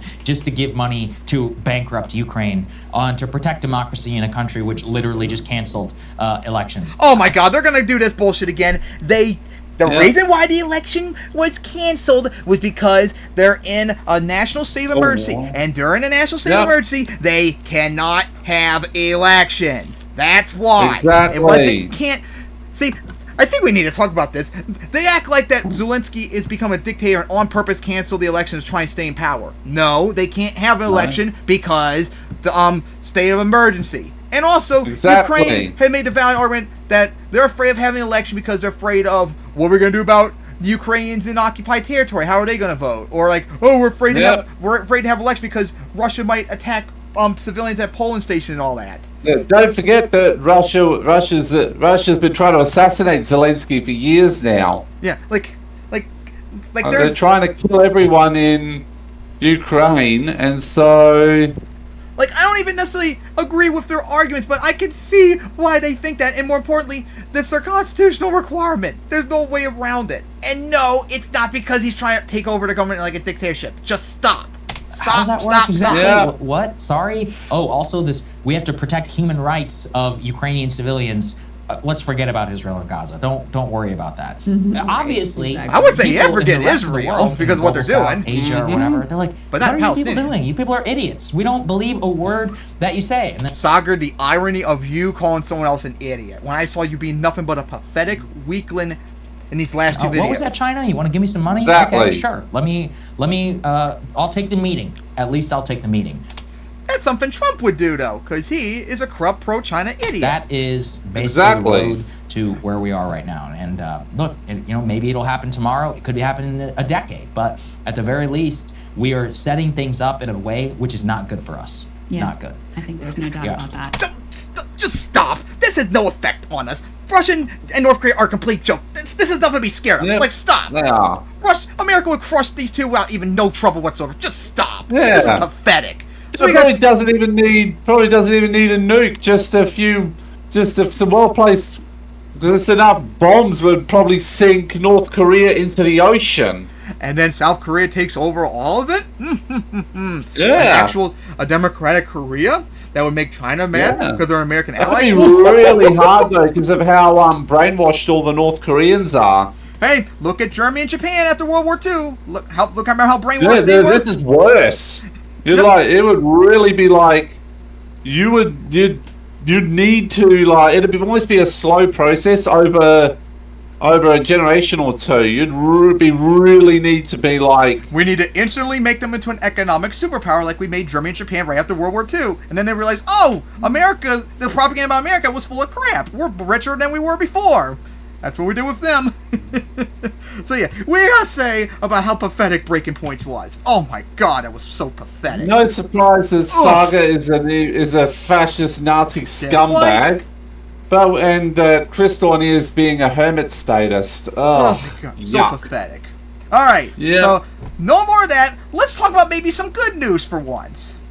The UK elections. So yeah, guys, 4th of July, while we're busy laughing at the British, who are still mauled and mad that we broke away from, unlike you all down there, unfortunately, they had election recently, their general election. Yep. And, oh boy, the Labour, which is the Liberal Party, I have to put in quotation marks because they're like the Democrats, unfortunately, because they're like neoliberal now instead of being progressive. They won in a blowout election. They won over 200 seats in their equivalent to Congress. Yeah, I remember that. I read about that, yeah. And because of that, Keir Starmer, who still is a piece of shit as a Labour, is going to be the next Prime Minister. So for the first time in like 17 years, the UK is going to have a non-conservative Prime Minister, which, thank fucking God, I've been screaming at for like 17 years now. Stop putting the Conservatives in. They've had like 6 straight Conservative Prime Ministers. Stop.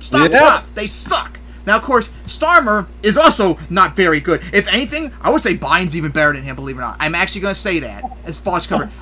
He's like Starmer pretty much caves on like every single progressive issue to get neo-libs in power and is an outright turf and all that, believe it or not, which is insane. But then again, I guess I shouldn't be surprised. It's the UK. It's the UK's turf violence. I shouldn't be surprised. But yeah, he caves on like every single issue. And remember, guys, the Labour Party did it in even worse version what the Democrats did to Bernie, what they did to Jeremy Corbyn. They pretty much kicked out all the progressives they had and lied about them that they were being anti-Semitic to the point where they actively fucked themselves over of winning potential elections that they could have won if they just let progressives win. But they wanted to keep progressives out so much that they made shit up and lied about them, and they lost elections because of it.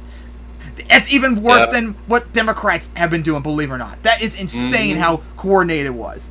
But right now, the Conservatives suffered. And the funny thing is, as we're about to watch Dole's video, it wasn't really that the Labour won in a blowout. It was actually more of the Conservatives imploded. The Labour Party actually lost percentage of votes compared to last time they had an election by like 3%. I think it was they got like 12 million votes in like 2019. They only got like 9 million votes this time around.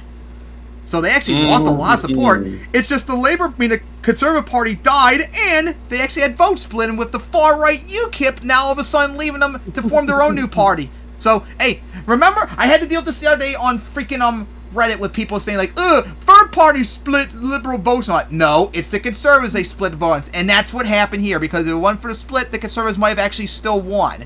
So, thank you. I can't say UKIP anymore because you're something else now. I can't remember what it's called. But thank you and all that. So, yeah, the Labour's won, thankfully. Now, hopefully they actually become progressive and all that. But that's a lot to ask with Keir Starmer as the new Prime Minister. But let's see. You voted for it, and now it has arrived. Change begins now. There is going to be yet another new Prime Minister for the United Kingdom after the general election has... And guys, they've gone, just so y'all know, they've gone through 4 Prime Ministers in the last 2 years. Oh my God. Boris, Truss, Sunak, and now Starmer. Oh my goodness.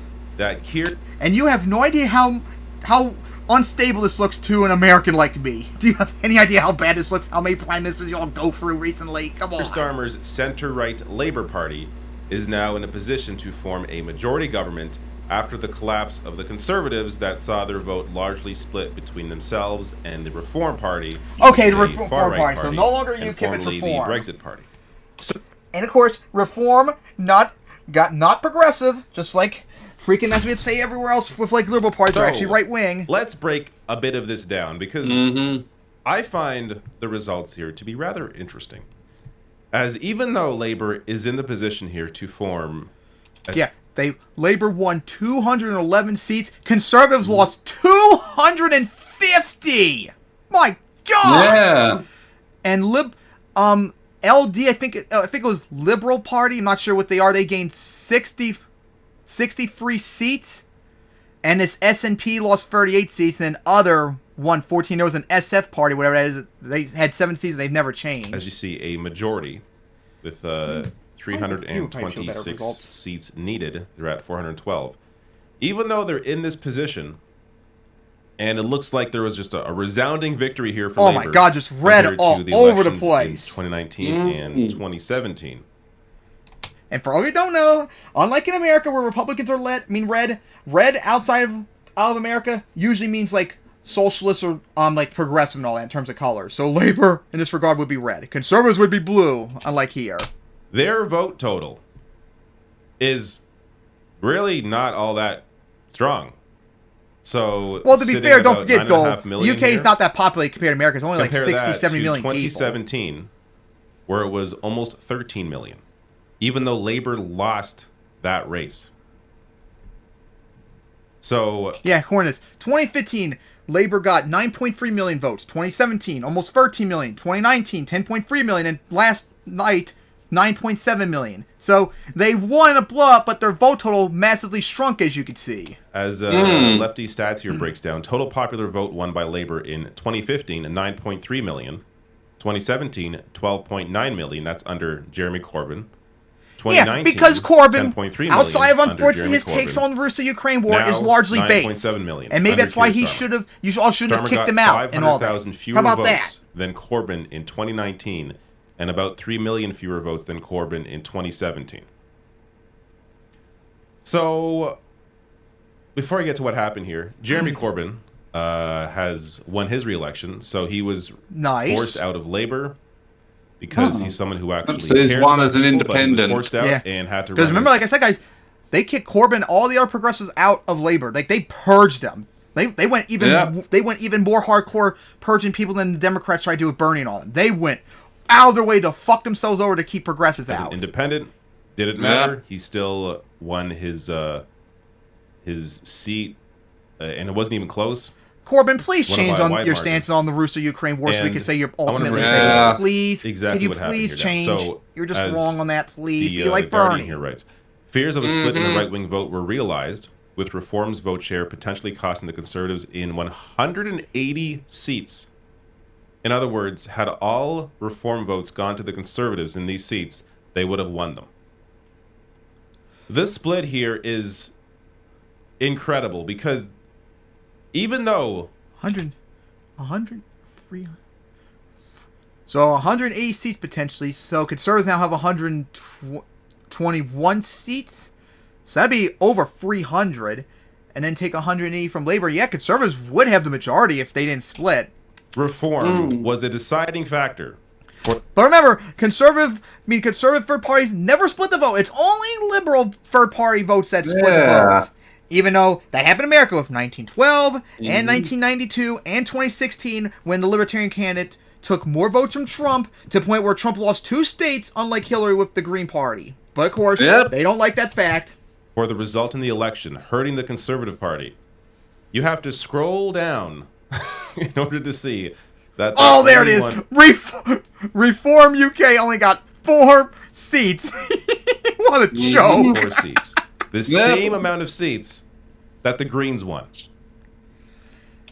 I mean, Reform UK got 4 billion votes and only got 4 seats. The Green Game got 4 seats and they didn't even have 2 million votes. Jeez.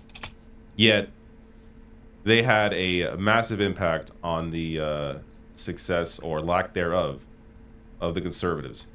This little clip here from BBC, this is John Curtis. but for the rise of the Labour Party in Scotland, which has been truly spectacular, we will be reporting that basically Labour's vote has not changed from what it was in 2019. In Wales, it's actually down, and England, it is barely changed. One has to say, this does look like an election that the Conservatives have lost, and have lost primarily because of the votes they have lost to Reform, which has cost the party seat after seat after seat. Around 2/3 of the seats that the Conservatives have lost are seats where if Reform voters had voted Conservative, they would still have hung on to. All right, so the reason I keep hammering this point home is because it should be clear that the Labour Party did not win because of their center-right politics. They did not win because of Keir Starmer's agenda. They won because the Conservatives imploded. So, just like we keep saying about Hillary and Trump the last two elections. Trump didn't win in 2016, Hillary imploded. And in 2020, Biden didn't win, Trump imploded. You know, I'm seeing headlines, and this is mostly from international media. As far as British media goes, it appears they are very honest about what went on here and about the collapse in the... Well, that's because the UK media, despite still being bad, is vastly superior to America, and they report facts more likely. They're not partisan. They're not complete partisan hacks like American media is. As opposed to it being, you know, Labour winning. But I saw a headline on CBC, for example, in Canada, where they framed this as a resounding victory for the Labour Party. But it's not really a resounding victory. They won by default. Labour, with their centre-right politics, won because the Conservative vote was split. They won with a lower turnout, with a lower vote share than they lost with in 2017 and 2019. So just to be clear on that, the vote share, 33.7% this time. I really would like to see this. Look at this liberal Democrat party. A much higher percentage of the vote. They got 63 yet still lost. I'm gonna look at that right now. So again, this is about the implosion of the Conservatives. Now, the turnout here, which of course, not surprising considering the result, but lowest turnout since 2001. Liberalism, pro-Europeanism. That's what Wikipedia says about them. And doesn't really explain much to me. One of the things doesn't matter to me as an American. To put a pin on this point, 73% of the public say the biggest factor behind Labour's landslide victory was wanting the end of a Conservative government. Yeah, 17 years straight with a Conservative Prime Minister. No shit! They would want to get rid of that. You all have been dying ever since the end of World War II, and you all have really died since they've took over. That's why the UK, of all of like the Western nations that are great powers on them, they suck. You're all worse than France and Germany, and it's not even close. Rather than a desire for a Labour government. So again, being the America of Europe is not that positive, as you can see. Exactly. That was the intention here. The other big story that I think is maybe not getting enough play, as far as what I'm hearing from those in the UK, is the fact that Greens won 4 seats. The same amount of seats. Which is nice, but it's insignificant. 4 seats, whoop-de-doo. This is getting less attention. Now you could argue, well, freaking old ass UKIP got 4 seats somehow. Total, I think about 4 votes compared to Greens, which are hovering around 1 million. That's pretty sad for them because they had like double the votes of the Greens. And they only got the same amount of seats. So Greens around 2 million, Reform around 4 million. Yet, still, the same amount of seats, which I would argue means the Green Party, even though they had less resources, had better strategy in terms of knowing where to focus their attention. They wanted to win these 4 seats. They won these 4 seats. If Reform... Now, look, you could argue maybe Reform's intention was to simply get rid of the Conservative Party and put in a Labour Party. Or maybe they wanted... I don't know about that. I think they ran more because they agree with far-right bullshit, and there are a lot of people that want to get that in power. I don't think it was on purpose trying to get Labour in power. To win more seats. And if that was their intention, which you would think a party in a parliamentary system, the intention is to win a lot of seats, then their strategy didn't work out too well. because even though they had more resources, more money, more media attention. Yeah, UKIP, that's because even UK, they don't like fascism. Maybe you should realize that. They only got Unlike, the same amount of seats. I hate to break it to you, but Carl Benjamin is irrelevant.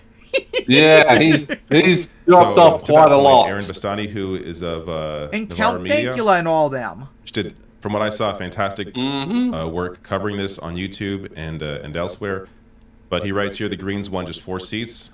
Reform just won 4 seats, but the legacy media had already decided its agenda before we had those results. So guess which party gets the most attention? Here's a little clip.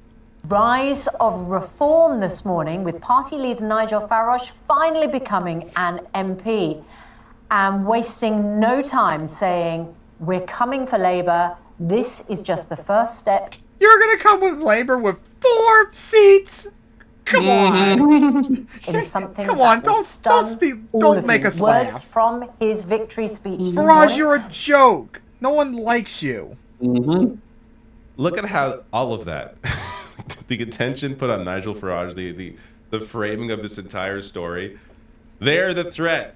They got their 4 seats and they're coming for Labour.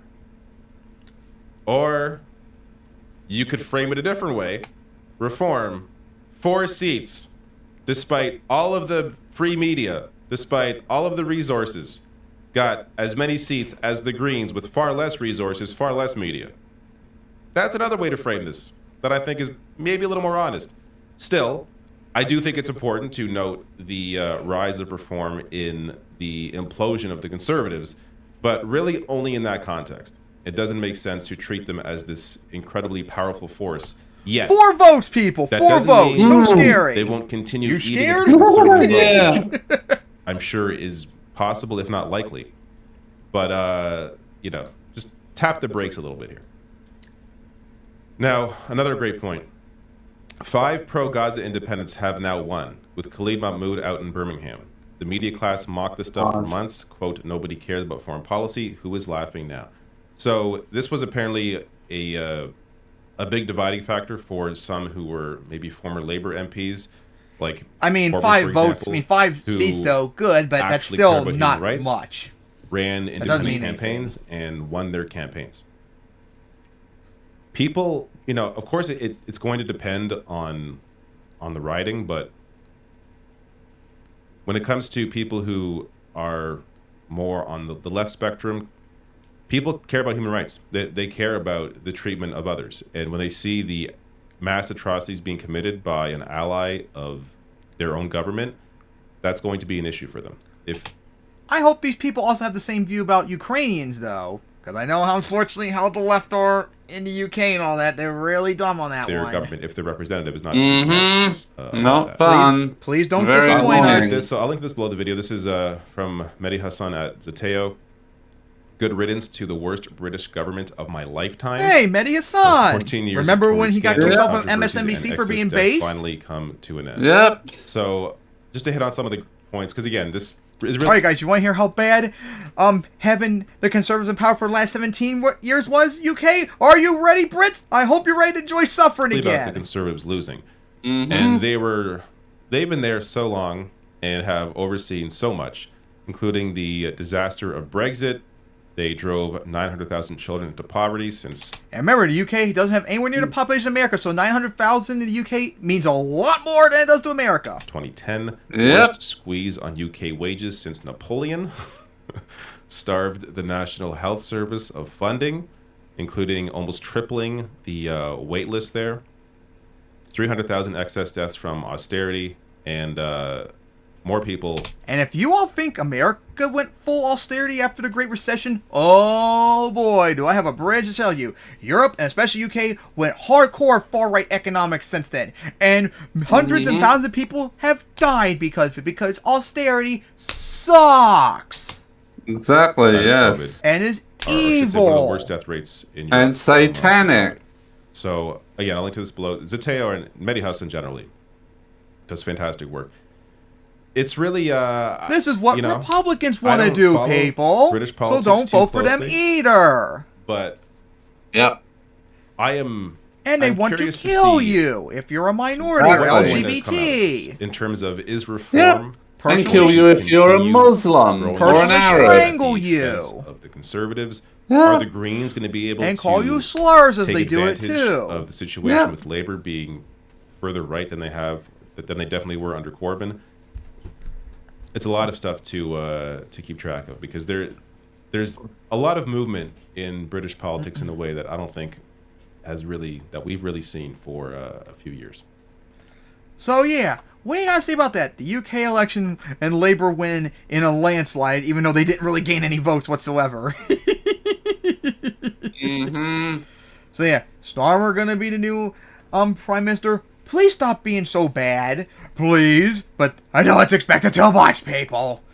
But yeah, hopefully you all and the progressives take over like we're trying to take over the Democrats over here. Hopefully you succeed before the Labour government sucks so bad that the Conservatives out of nowhere next few years will all of a sudden win again. You got them weak, finish them off. All right, so now on to the next topic. The final one.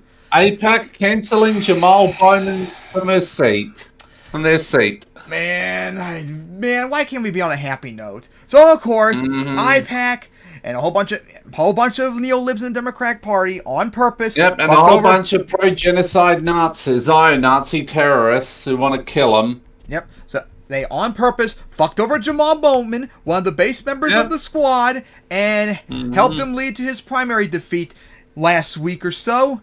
So now he is still the congressman until January. So it's not like, oh my god, he's like gone or anything. No, he's still there, but once January comes around, he's unfortunately gone. Although Mike did a suggestion that would be very funny if he did that, so we'll see about that. But yeah, very unfortunate. And guys, Bowman didn't lose because he sucks or anything. No, he lost because AIPAC brought a far-right opposition Democrat to run against him and funded money after millions of dollars to try and get him out. $20 million. That's what AIPAC does everywhere. They try to get rid of every single base progressive because they're not pro-Israel. It's pathetic, and AIPAC needs to... they're not. It's because they don't support nuking Gaza. Yep, and that's why AIPAC is the enemy of every single progressive, and they must be defeated at all costs. So this could be freaking very aggravating as hell. So yeah, let's watch this, unfortunately.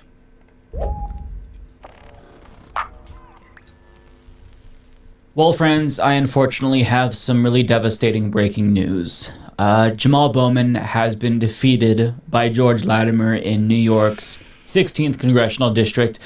And this isn't necessarily super surprising because the polls indicated that that was indeed going to be the case. But nevertheless, it's really difficult to digest the fact that we are losing one of the best members of Congress.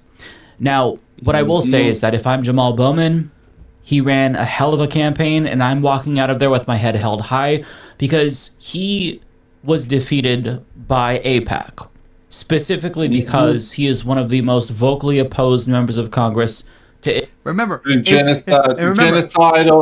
genocide and nuclear weapons, cluster bombs, chemical weapons, biological weapons, and of course nuclear weapons being used on Gaza. Remember, he didn't lose because he sucks or people don't like him. He lost because AIPAC threw millions and millions and millions of dollars to lie about him. That's how pathetic and low they went.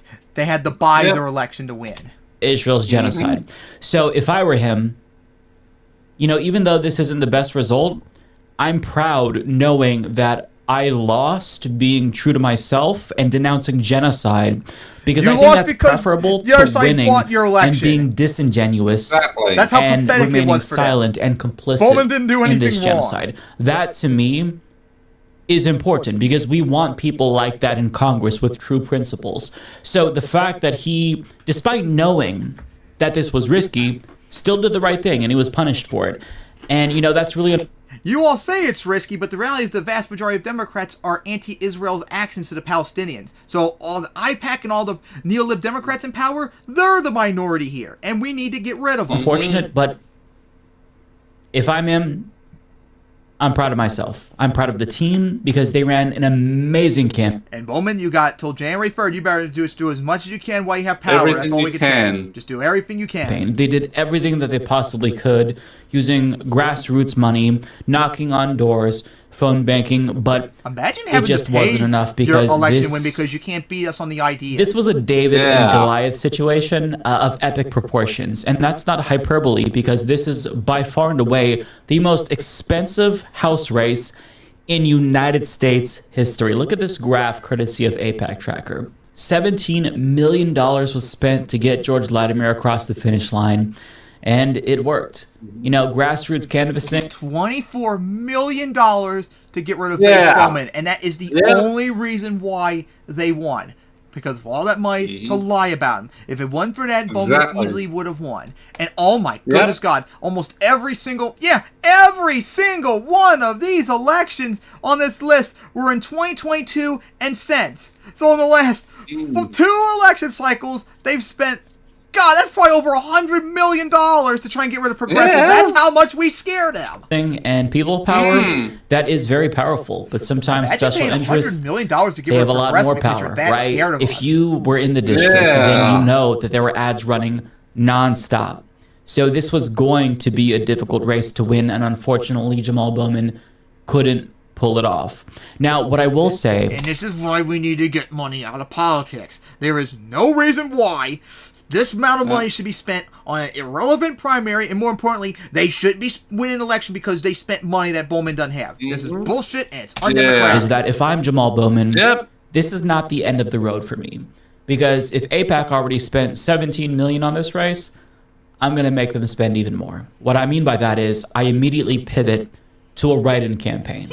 Now, I've mentioned this before, but New York doesn't have any sore loser laws. And so when India Walton defeated the incumbent mayor, Byron Brown... remember this in Buffalo? The mayor that lost in 2022 to that base progressive woman, and instead of accepting it and trying to help her win, he on purpose ran as a third-party candidate, as a write-in candidate, to try and stop her, and he actually won. And he got reelected back as mayor. Remember we covered that? Yep, I remember that. So, yeah, Bowman, if they're going to do that to that woman, you need to do it right back to them to try and fuck them over. In a Buffalo mayoral race, do you want to know what he did? He launched a write-in campaign and ultimately won.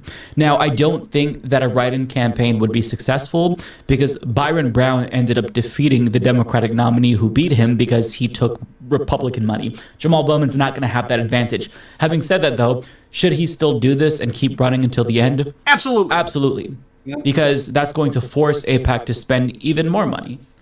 We want them to waste that money, right? That's money that they could be spending elsewhere. But if they still have to try to defeat Jamal Bowman... other progressives, because unfortunately there was another progressive, I think Mike covered it, that are not in a good shape as well because of freaking IPAC. I think that alone is important. And look, I don't think giving up is necessary when he can theoretically win a write-in campaign, because perhaps AIPAC abandons this race at that point, and then grassroots power really can overcome George Latimer because they helped him in the primary, but perhaps they abandon this race in the general. I don't know. But if I'm Jamal Bowman, that's something that I am willing to do. This is a deep blue district, so it's not like there's any risk of splitting this for a Republican. George Latimer is effectively a Republican anyway. He's going to be one of the most conservative Democrats just like I've in the been doing House. for years. So I think there's nothing to lose here. If I'm Jamal Bowman, that's what I would do. But if he doesn't want to do that, I understand. He's been campaigning like hell, so he's probably exhausted and wants a break. But it's sad that somebody like George Latimer, who is a bad person, who is racist, who said that Jamal Bowman has an ethnic advantage. Genocidal Nazi terrorist who wants to nuke Palestine. That is literally the only reason why IPAC runs against progressives. Because they want to genocide Palestinians. That's it. All they want to do is pro-Israel. They don't just want to genocide. They want to use nuclear weapons on Palestine. Because they worship Satan. Yep. That's all they care about is pro-Israel. That's it. That's why they're enemy to all progressives. Was able to win, but he doesn't represent anything. He's just not Jamal Bowman. He's a plant. Vosh covered their debate, and Bowman killed it as no surprise. To run in this race, and unfortunately for him, he is not going to have an easy time as a member of Congress that's openly supporting genocide. That got elected because of his support for genocide, and I think that probably a lot of people are going to be protesting him, like other members of Congress that support genocide. With that being said, though, what I do want to say is that this race was bigger than Jamal Bowman versus George Latimer because it's about setting the precedent going forward. And that's worrying because now my fear is that a lot of Democrats will see this and think, okay, maybe I should be quiet about my opposition to genocide. Maybe I shouldn't speak out as much, not just about Israel, but about any other Not industry. really Because if they really focus and they pour a lot of money in, they could move mountains. You could lose your career. So the message that this sends is that you should pay fealty to special interests and foreign governments who have the political power and the means to destroy your political career. See, if fuck that shit. Jamal Bowman was able to beat AIPAC here like Summer Lee, especially when they spent so much, that would send the message to Democrats, hey, you should maybe be brave because perhaps even though they have all this money, they can't beat you. But now I'm afraid that a lot of them will cower in fear. Don't be scared of these people. That's what I hope doesn't happen, but it seems like Democrats oftentimes take. And this is why I say Bernie is the best progressive. He won't take shit like this. Don't take shit like this, squad. Right? Like, you never know what to expect. In 2016, it seems like a lot of Democrats thought, "Oh, we lost because Hillary Clinton was pushed too far left by Bernie Sanders, so perhaps we should." Because she was pushed too far right, and also because she's an unlikable hag. Yep. That's why she lost. That's why she lost. It wasn't because of Bernie. It wasn't because of third-party voters. It wasn't anything like that. She sucked, and unfortunately for her, by the way, third parties, I'm going to say almost saved Biden against Trump. Mm-hmm. I didn't like hearing that though. Without the third partiers, Biden only just falls over the line against Trump. But see, Greens are supposed to vote for Democrats ever, and Republicans, Libertarians are somehow irrelevant to it, and they're supposed to take everything or whatever. You know how the argument goes with these people. Further to the right. So I don't know what the takeaway is going to be, but my fear is that Democrats will be more disinclined to denounce Israel, apartheid, genocide, and that's worrying. Jamal Bowman was punished specifically because he opposed genocide. And that sends a really dangerous message, not just to members of Congress, but it's a dangerous message about democracy that a foreign government's lobbying group is able to have so much. Hey, Democrats, remember when you all cry about Russia owning Trump and all that? Here is freaking Israel trying to own our party. Literally owning nearly the entire Congress. As Flight says, get rid of them now! Get rid of them now! Influence. And it's not just an Israel problem, right? It's a special interest problem in general. There are pharmaceutical companies, lobbying firms for the gun lobby and whatnot. Like, there's endless special interests that can defeat these politicians. So if they don't just buy politicians, they can buy complicity even if they don't donate to these politicians because they're worried about a primary challenger. So that is something that I'm worried about. Having said that, though, I know that a lot of you right now are distraught and disappointed. I am too. Trust me, I'm not gonna lie. I'm gutted by this move. But take that disappointment and anger that you're feeling and harness it, because it's not over yet. Because the next race is Cori Bush v. Wesley Bell. That is another race that AIPAC is heavily involved in. Wesley Bell is the AIPAC plant, and Cori Bush is the progressive that chose to denounce genocide, and she's also being punished and Nazism and nuclear weapons being used on Gaza, focus which we know to protecting Cori Bush. Trump will be like, "Yo, Bibi, you're allowed to use nuclear weapons on Gaza," and Bibi literally does the following day. Because we can still get the message across that you can be principled and still keep your seat in Congress. I think that's really important. Furthermore, AOC won her primary by 80%. So it's not like automatically all members of Congress are going to cower in fear, but we do have to make sure that we make it clear that we're not afraid, that members of Congress aren't afraid to speak up and say the right thing because of special interests.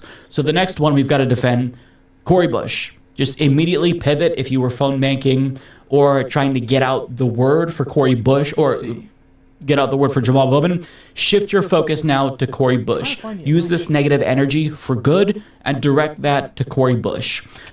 Because I'm looking up Cori Bush right now. I can't find if the election happened or not, but it said according to this USA Today poll, she's like tied in her primary election, which is better than Bowman, but it's still a concern. But it's not saying when the election is, because this video was like a while ago. So, and most of the primary stuff is now over. So I would assume her election already happened, but haven't found anything because yet. If we can save Cori Bush, that's good. And think about it this way. So at the start of this cycle, AIPAC pledged to spend $100 million to defeat all members of the squad. They couldn't do that. They just couldn't do it. They tried but failed with Summer Lee. They succeeded with Jamal Bowman. So if we can keep them from getting another victory with Cori Bush, that would be They're pretty much huge. equal. Yep. At the moment. Yeah, I'm still trying to figure out where it says when their election is. August 6, 2024. So we've got a month to go. Come on, Bush, hold on. Because even though they have this massive win, think of all the other members of Congress that they weren't able to defeat. Ilhan Omar is facing a pretty, strong challenger in Don Samuels, but there's less concern there than there is with Cori Bush and Wesley Bell. But all the other members of Congress, like Rashida Tlaib, AOC, they just couldn't find anybody to run against them that could beat them. Because they're based. Sorry, Exactly. progressives are based. And IPAC sucks. So they've already failed in their mission to defeat all members of the squad. But they've got a victory. And we have to accept that. But we don't have to just sit down and be demoralized and defeated. I think the next best thing that we have to do is focus our energy on saving Cori Bush because her primary is next. And if we can salvage her incumbency, keep her in Congress, then that's great. But, for now, it sucks. Jamal Bowman, unfortunately, lost, and it's not something that any of us wanted.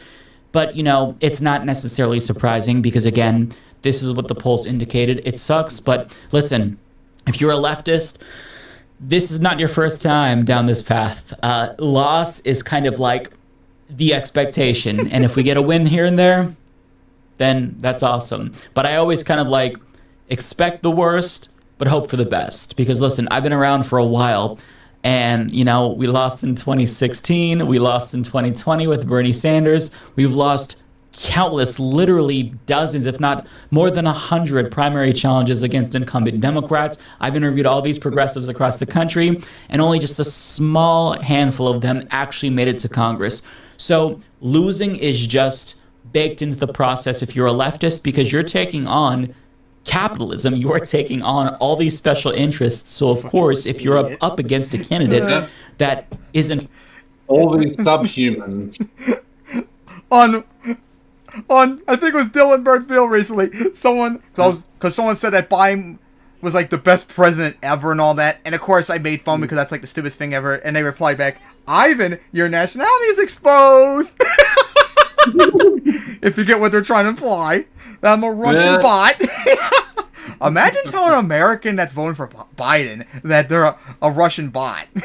Progressive that is willing to sell out, like I said, and take money from the healthcare industry and the Israel lobby and whatnot, then they're just going to have the advantage. If you say, the candidate that I want to get elected can only take grassroots donations, that's going to automatically make it more difficult. So the fact that we've been able to have any success whatsoever... But Dawn's gone. With Candace Owens. Is something that we should be proud of. Having said that, though, loss is going to be the most common feature of being a leftist because we live in a late-stage capitalist society. It sounds like copium, and it is copium, but it's true. So, don't get too down. Don't let this demoralize you because the system has a way of beating people down and making us devolve into doomers. It happens to me. So I'm speaking to myself as much as I am to everybody else. You gotta fight no matter what, progressive. Try to put aside all of these and these feelings of distraught and anger and just focus on Cori Bush. If you are productive, then I think that's better than being destructive and just getting bogged down by depression because we just had a major loss. Yeah, it's a major loss, and it sucks, but we keep on moving. That's the way it is. Mm-hmm.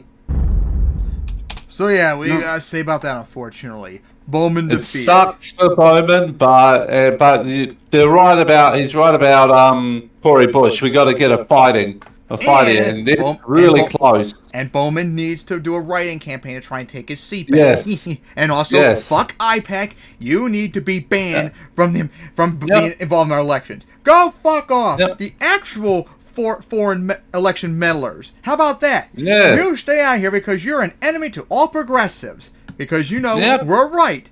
And you know you can't beat us. Hey, That's Robert, why you people buy us over are election. a genocidal nuclear weapon supporting Zion Nazi terrorists. Fuck off and die. Fuck IPAC and get them out of here. Like one of the most evilest packs to all progressives. One of the biggest terrorist organizations in the universe. Absolutely disgusting. But with that, we have now gone through all the episodes. So see you all next time for episode 107. 107.